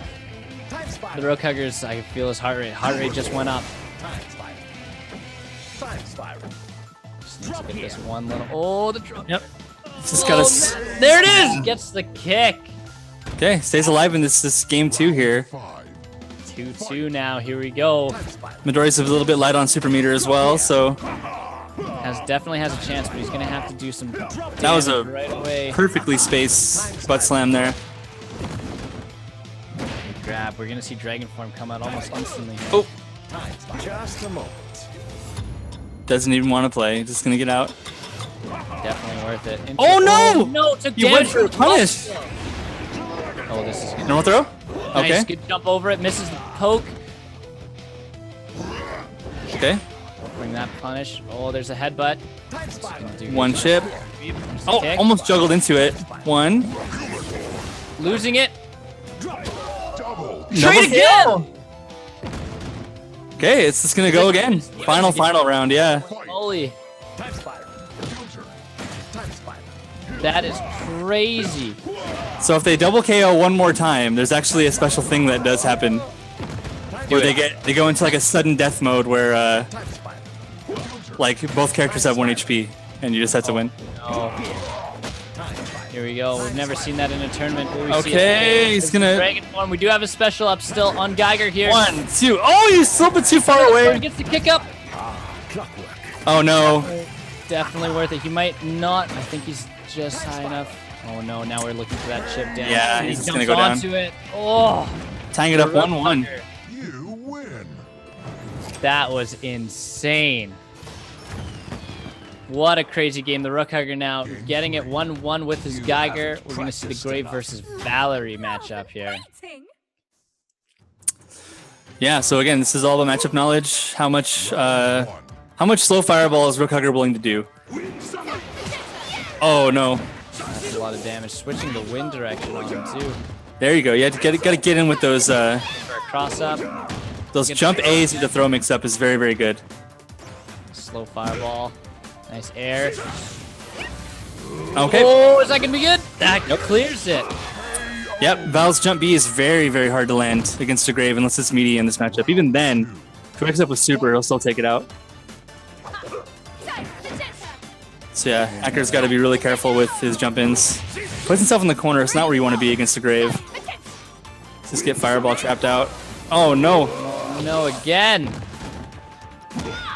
Only taking the one though. Missed his combo. That was a round-ending play. Chromatic orb, but the invulnerable hit. Wow. Look at the Rook Hugger on this Grave. Definitely been practicing his Grave here. Yeah, Chromatic Orb, despite being safe on block, is actually really hard to get someone to block it, because oftentimes when you use it, he's 10. 2 damage, yeah. They're probably going to either get hit by it because you used it correctly, or they have some kind of invincible move they can use to blow through it on reaction. So it's difficult to land. You kind of want to use Chromatic Orb as an anti-air, or like a really hard call out on a normal attack. Ooh. Again now, so now here's the Rook Hugger on that Rook for his last game here. Merciful Hacker on Valerie versus Rook. This is going to be a close one here. Yeah, this is one of the most volatile matchups in the game. It's all about the reads. It's all about Val trying to get in and do a... oh, not like that. Val trying to get in with Rekka's, and then Rook trying to get a good mix-up game, but she has the Yomi counter to stop that. Now the disc mix-up. Rook's big. This was great. Okay, stay same side. Goes for the throw. So, oh, that could have been a command grab. 1, 2, 3, and what's the mix-up? Nope. 1. In the air. How are we gonna trade here? Chromatic Orb lands in it. Ooh, yeah, just barely though. Jump Vines is not a response to Chromatic Orb. Oh. Mix-up City now. 1, 2. One more read. A lot of damage already. And you're dead. No. Yes. Big grab from the Rook Hugger. Holy moly. I didn't think that was going to hit, but she kind of slid. Yeah, she falls into it. And so the only way for her to get out of that is to neutral jump and not push a button and then jump again as soon as she lands. Yeah, wow. There's that disorienting clap. She goes for the jump in and it gets sucked behind him, and in the confusion, lands the command grab. The suction on the thing makes it a little bit easier, though. Yeah, good command grab. Oh, great grab here. Gonna dodge that ring completely into the big kick. And the command grab again. Yeah, if you whiff your jump A, the first one, he gets a free command grab on that. So yeah, there's lots of stuff that Val can do to really oppress him. But if he's looking for stuff and she makes mistakes, it's very easy for him to just destroy you. And another 3 damage coming out. Goodness, this is so devastating right at the start of the game. And mix up, gonna go for what, normal throw, command grab, game over. Rook Hugger heading to losers finals against Wheezy. Taking the Merciful Hacker down. So we've seen this matchup before here. We have Wheezy versus the Rook Hugger coming up next, you guys. This is gonna be crazy. A redemption round for the Rook Hugger as well here. Here he goes. Let's go, Rook Hugger. We've seen you play against Wheezy probably 4 times in the past 2 months. Yeah. Will he catch a win in a tournament against Wheezy here? Yeah, or will we see a rematch of the winners finals? Seaweezy versus Neb, but Weezy having to come back from losers and winning 2 sets. Oh my goodness, I'm excited for this next game here. Yeah? I hope everybody in chat's super excited. This is the losers finals. After this game, we're going to be moving on to the winners finals. The grand finals. Yeah. Finals. You guys get excited. This is going to be, these next 2 games are going to be exceptional. Get excited for this because we have some serious content coming in for you guys here. This is going to be absolutely ridiculous. And here we go.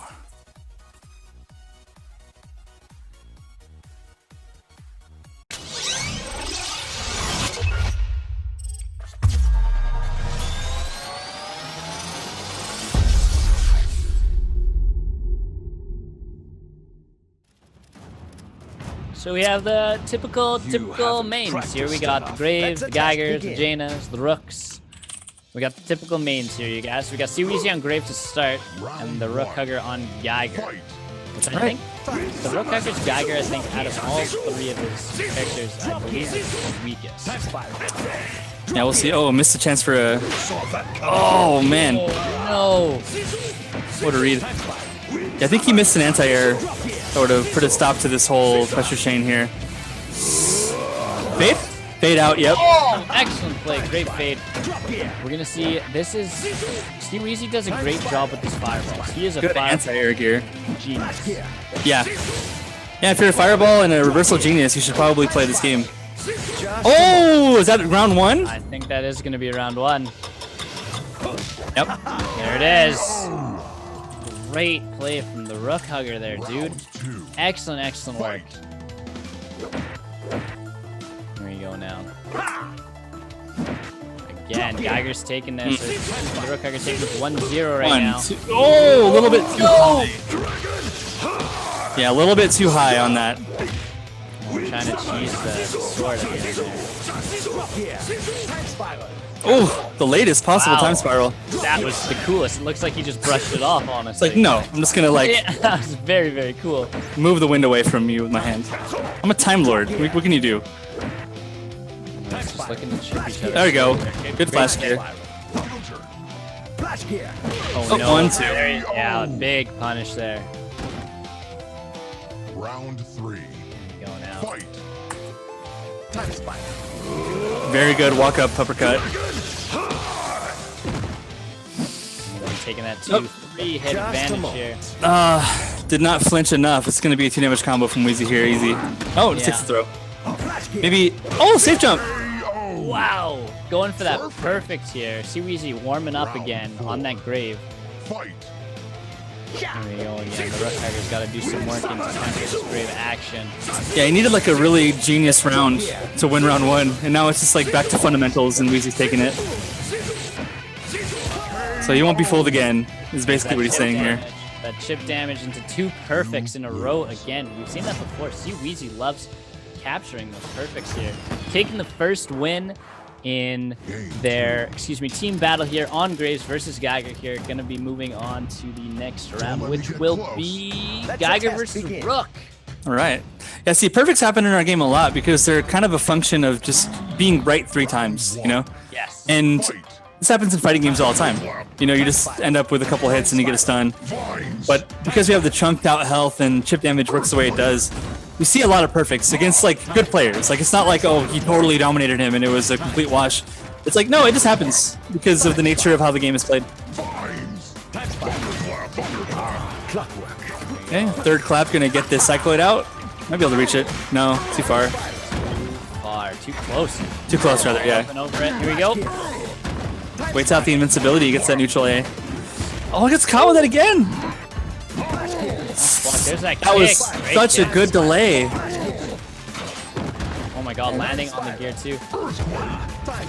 Yeah, we see like that was is that There's tricky clap. Here we go again. Here's a super one more time. Very good. Good claps. Oh, yeah, catches it with the whip punish. And that's the double-edged sword of that new clap, is that like you can totally bait it and then go for stuff that you normally couldn't do. Time's up. Yeah. Ooh, time's up for you, Rook. Ooh, boy. But yeah, there's punishes on that move that you couldn't used to do, and like it used to be that it had such good recovery that you could spam it in neutral and footsies, and it was so impossible to whip punish. But now it's a lot better. I'm always watching the Rook trigger, trying to close that gap. Time spiral. Flash gear. There you go. Get that normal throw. Start the Oki. Let's go. Here we go. It's gonna be splash into sweep. Okay. Is that gonna be enough? Ugh. Barely. I think his sweep was a little bit too early, and Geiger was still an absolute guard from that splash. Like if he had done it a little bit later, he might have had a chance to catch in the Yomi counter. But if Rook messes up the timing on that, you can block the wrong way and still block it because you're still stuck in block stun. Time slide. Nope. Time spiral. Oh, Ooh, nice try, nice try. Command grab, something we're familiar with seeing. Here we go. Yeah, could have been a normal throw there too. Rook playing very defensive here. He got his 1 HP he needed. Time. Yeah, Weezy just needed one more damage.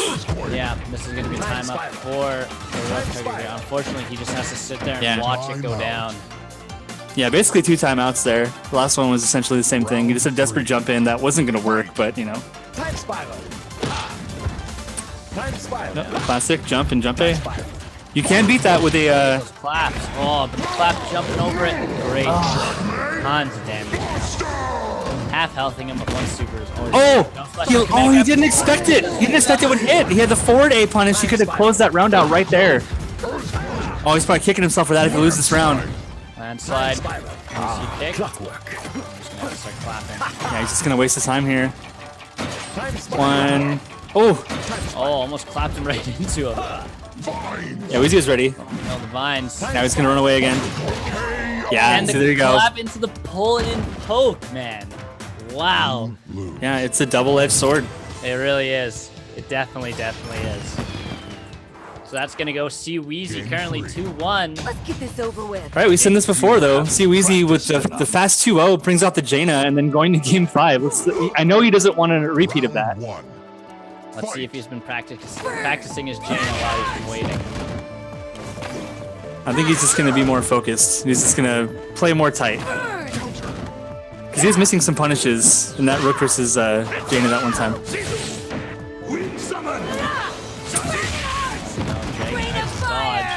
Super now.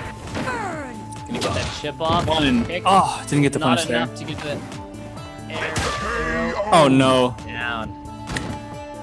Yeah, so regardless of what happens from here on out, there's going to be a Jaina versus Rook if Rook Hugger wants to win this set. So Weezy's going to have another chance at coming back on that. And, you know, he was talking in Twitch chat a bunch about how he was upset about that match. So he'll get redemption if he gets close to losing this. And there you go. Wow. Very quick match there. Jaina catching the win there. Wow, the anti-air fireball.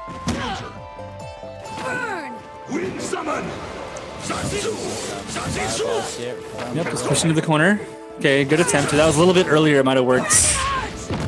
Trading life again. Going in. Trying to get that chip. Yo! Oh my god, well predicted. And then what? Throw? No. Okay, she goes to 1. Yeah, Weezy never afraid to go to 1. Oh, fast fireballs coming out. Oh, not being able to get that. He's gonna take the 1. One more though. Yeah, he's got to take. He'll take the 1 there just to get the fireball on because it's important to keep the chip damage up. Like he would not have won that round if he did not eat that fireball. Very interesting. Oh, starts to throw with the sword. No way. There's no way that's gonna work. Yeah. Big risk on that play. Didn't get punished hard for it though because the wind was still covering him. Good anti-air. Dive kick and a dive kick combo. Oh my! Stop that! That's so rude. Do it again. Oh, great. There's that. Oh, that was a throw. Excuse me. Round 5. 1-2-2. Fight. This could be match point here.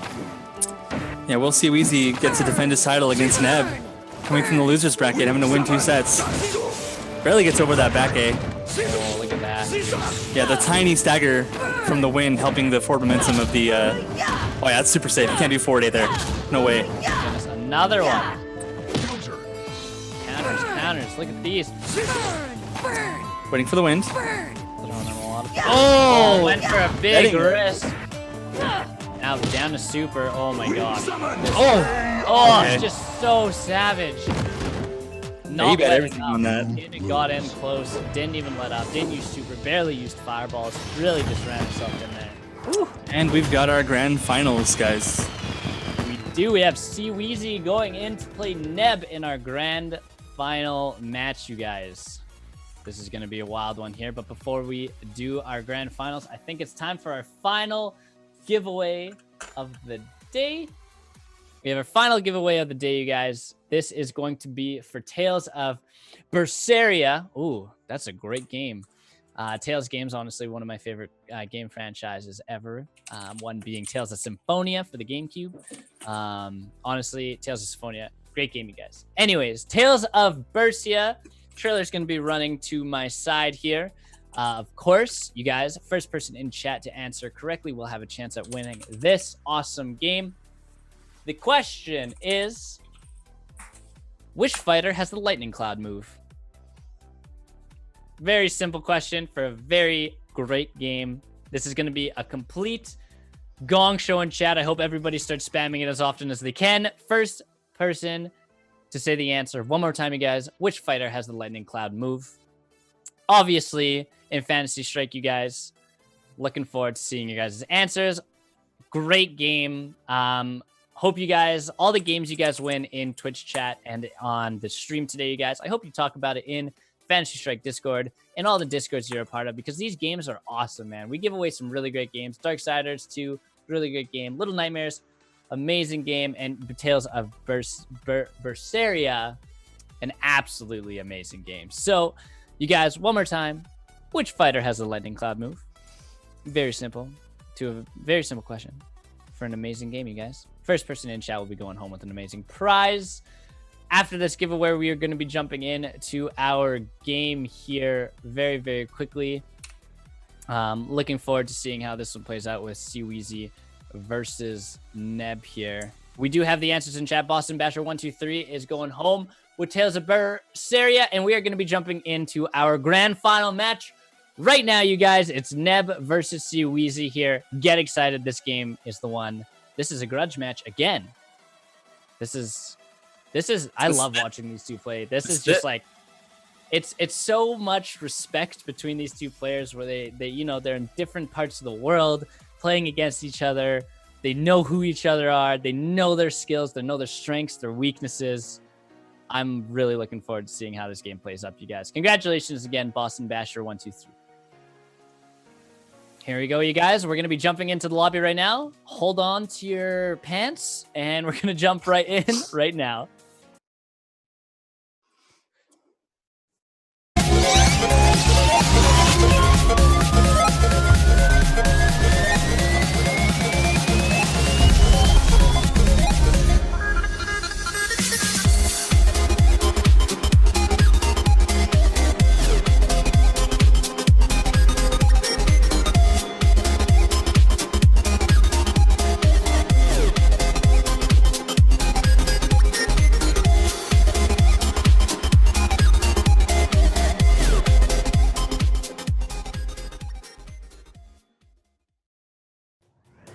All right. See, I like how you say hold on to your pants when you're. This is Twitch. Like, who's wearing pants? You can only see us from the head down, right? You're like, right. Yeah, you're right. And for all they know, we could not be wearing pants right now. That's right. Absolutely. So right now, looks like we got DeGray, Midori, and Val, and I believe that's Neb because Neb loves his Val. Yep. We'll probably see Team's owner from Seaweezy again.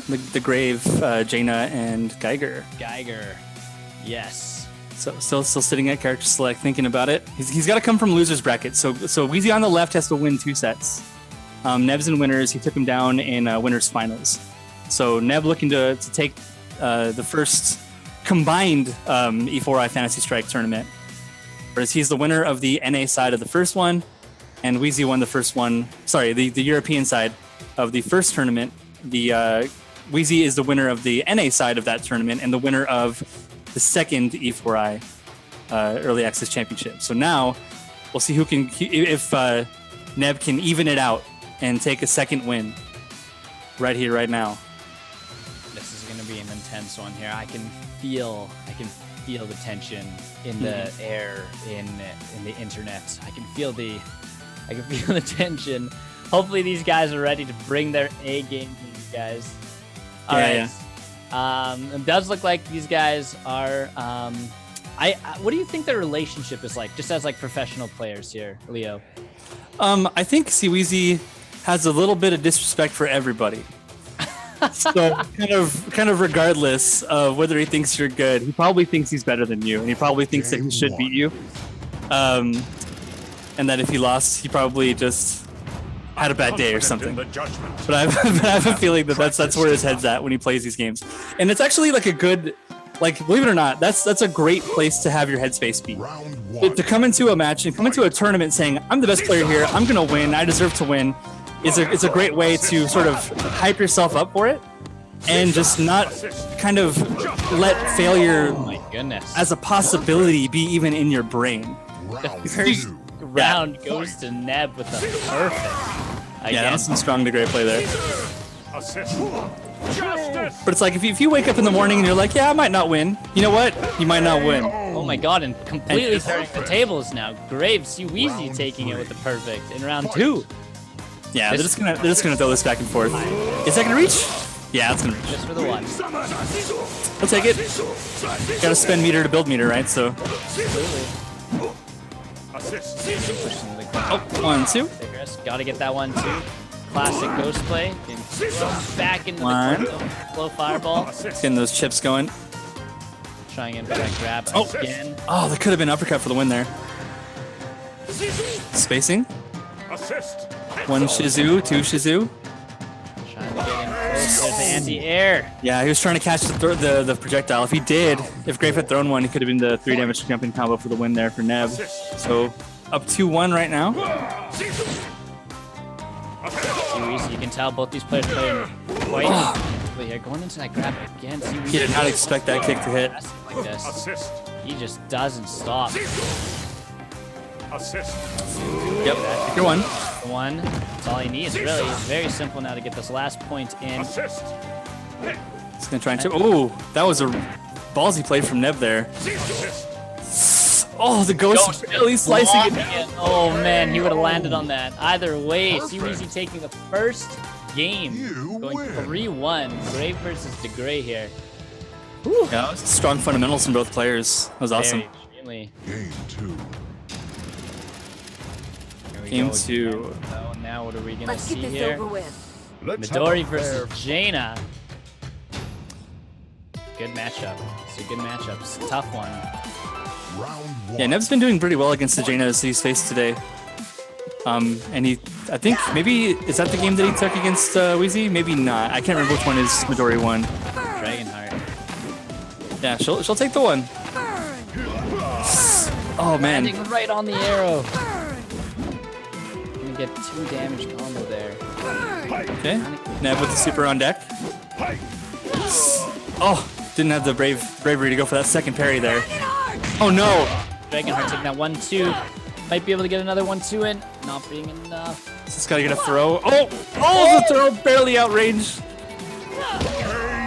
Oh, and Dang. just taking that drop kick again. I'm not sure what normal he threw out there. There might have been the start of a parry and he got hit out, but I'm not sure. A little late on that parry. The parry's active on frame 1, so it is a good answer to the dive kick, but if you're already in it, then you can't. Oh, what's he doing?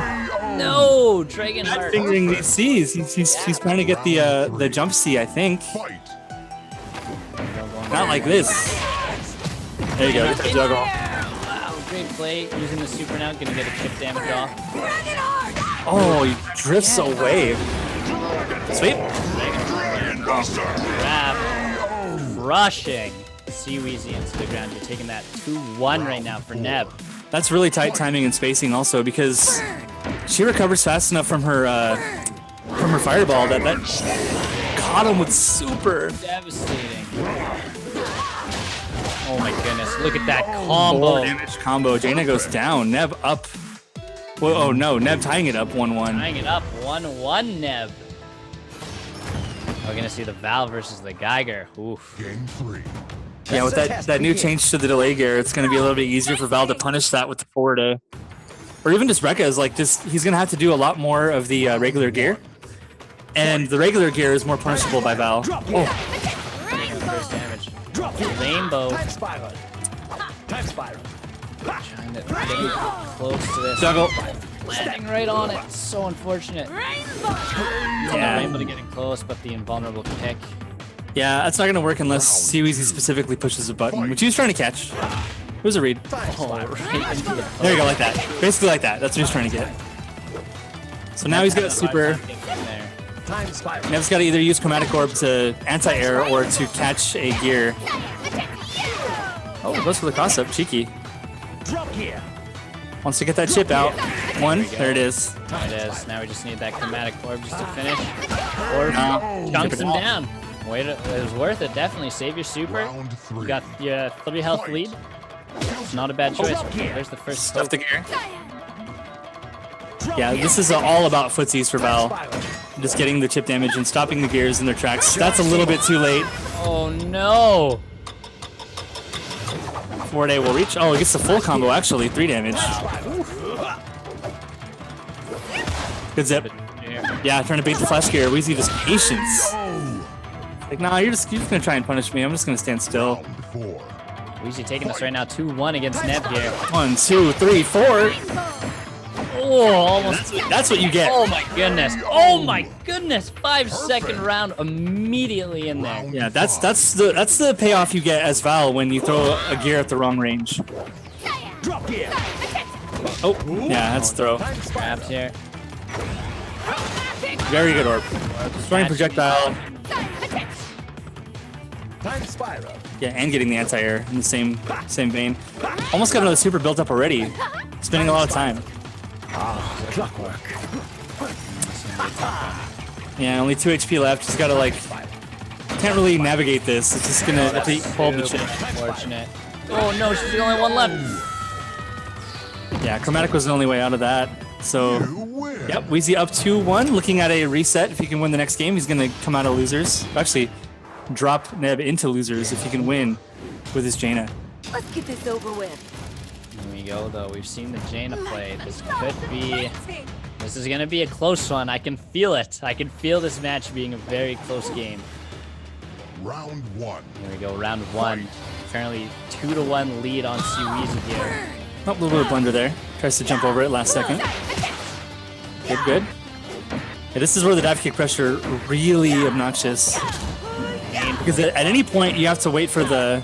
He has orb now, but yeah, there you go. There you go. Good play. Good cross up, game over. Excellent. That's so risky though. It is.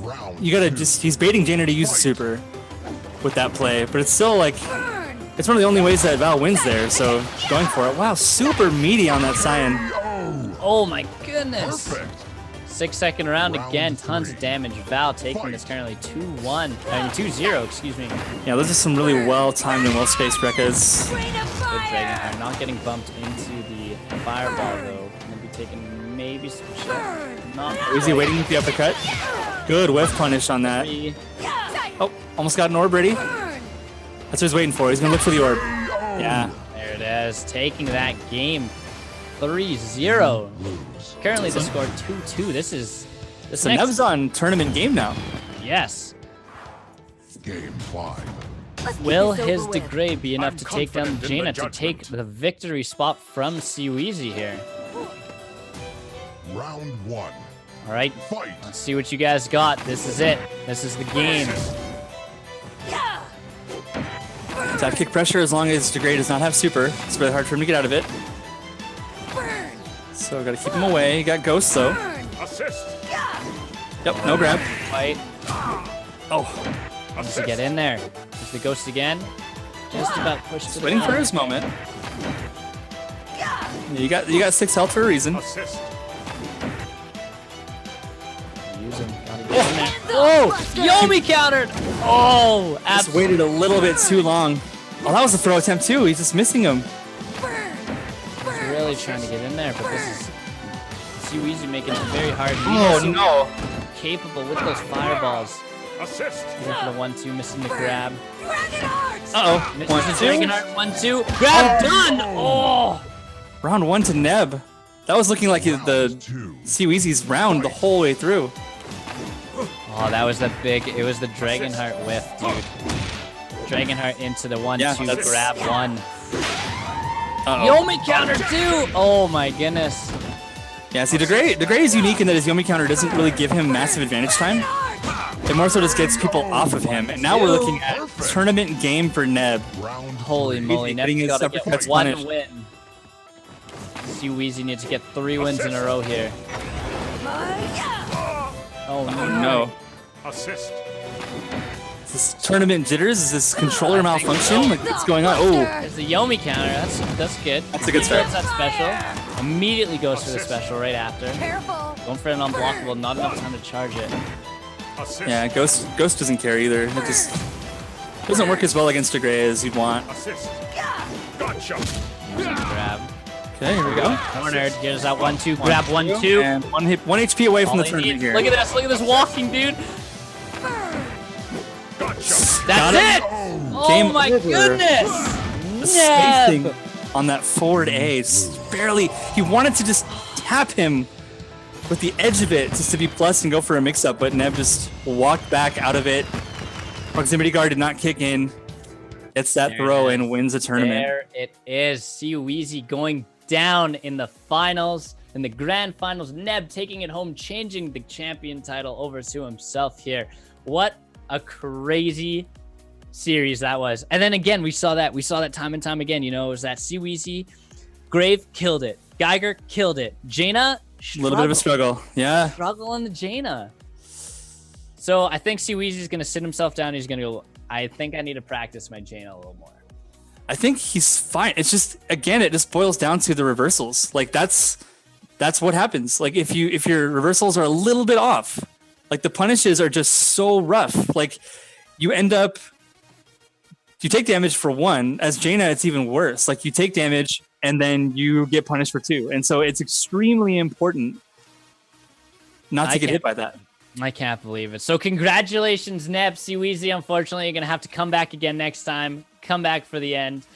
That was unbelievable, man. Neb, congratulations, man. Really great job. Leo, is there anything you want to say before we wrap up here? No, I think we had another great cast here. Thanks for showing up, guys. Saw the stream went up to at least 50 people. So we're getting a little bit of a following going with these E4i streams. We talked about it a little bit earlier. If you're just joining in, there was a new patch a couple days ago. And it's got a lot of new features like that rook change with the thunderclap that has the vacuum effect on it. We got the visual effects for frame advantage.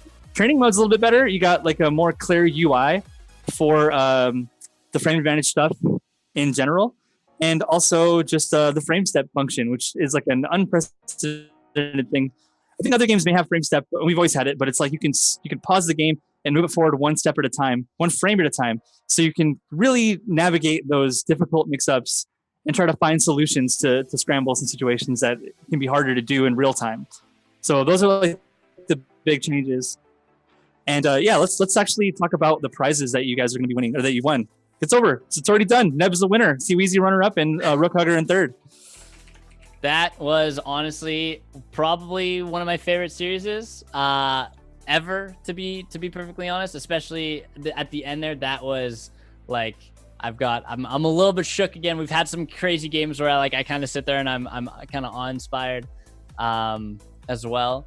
So first place, you guys, Neb, you're going to be going home with Dead Rising 4, Kerbal Space Program, Planetary Annihilation, Titans, Styx, Shards of Darkness, and The Surge.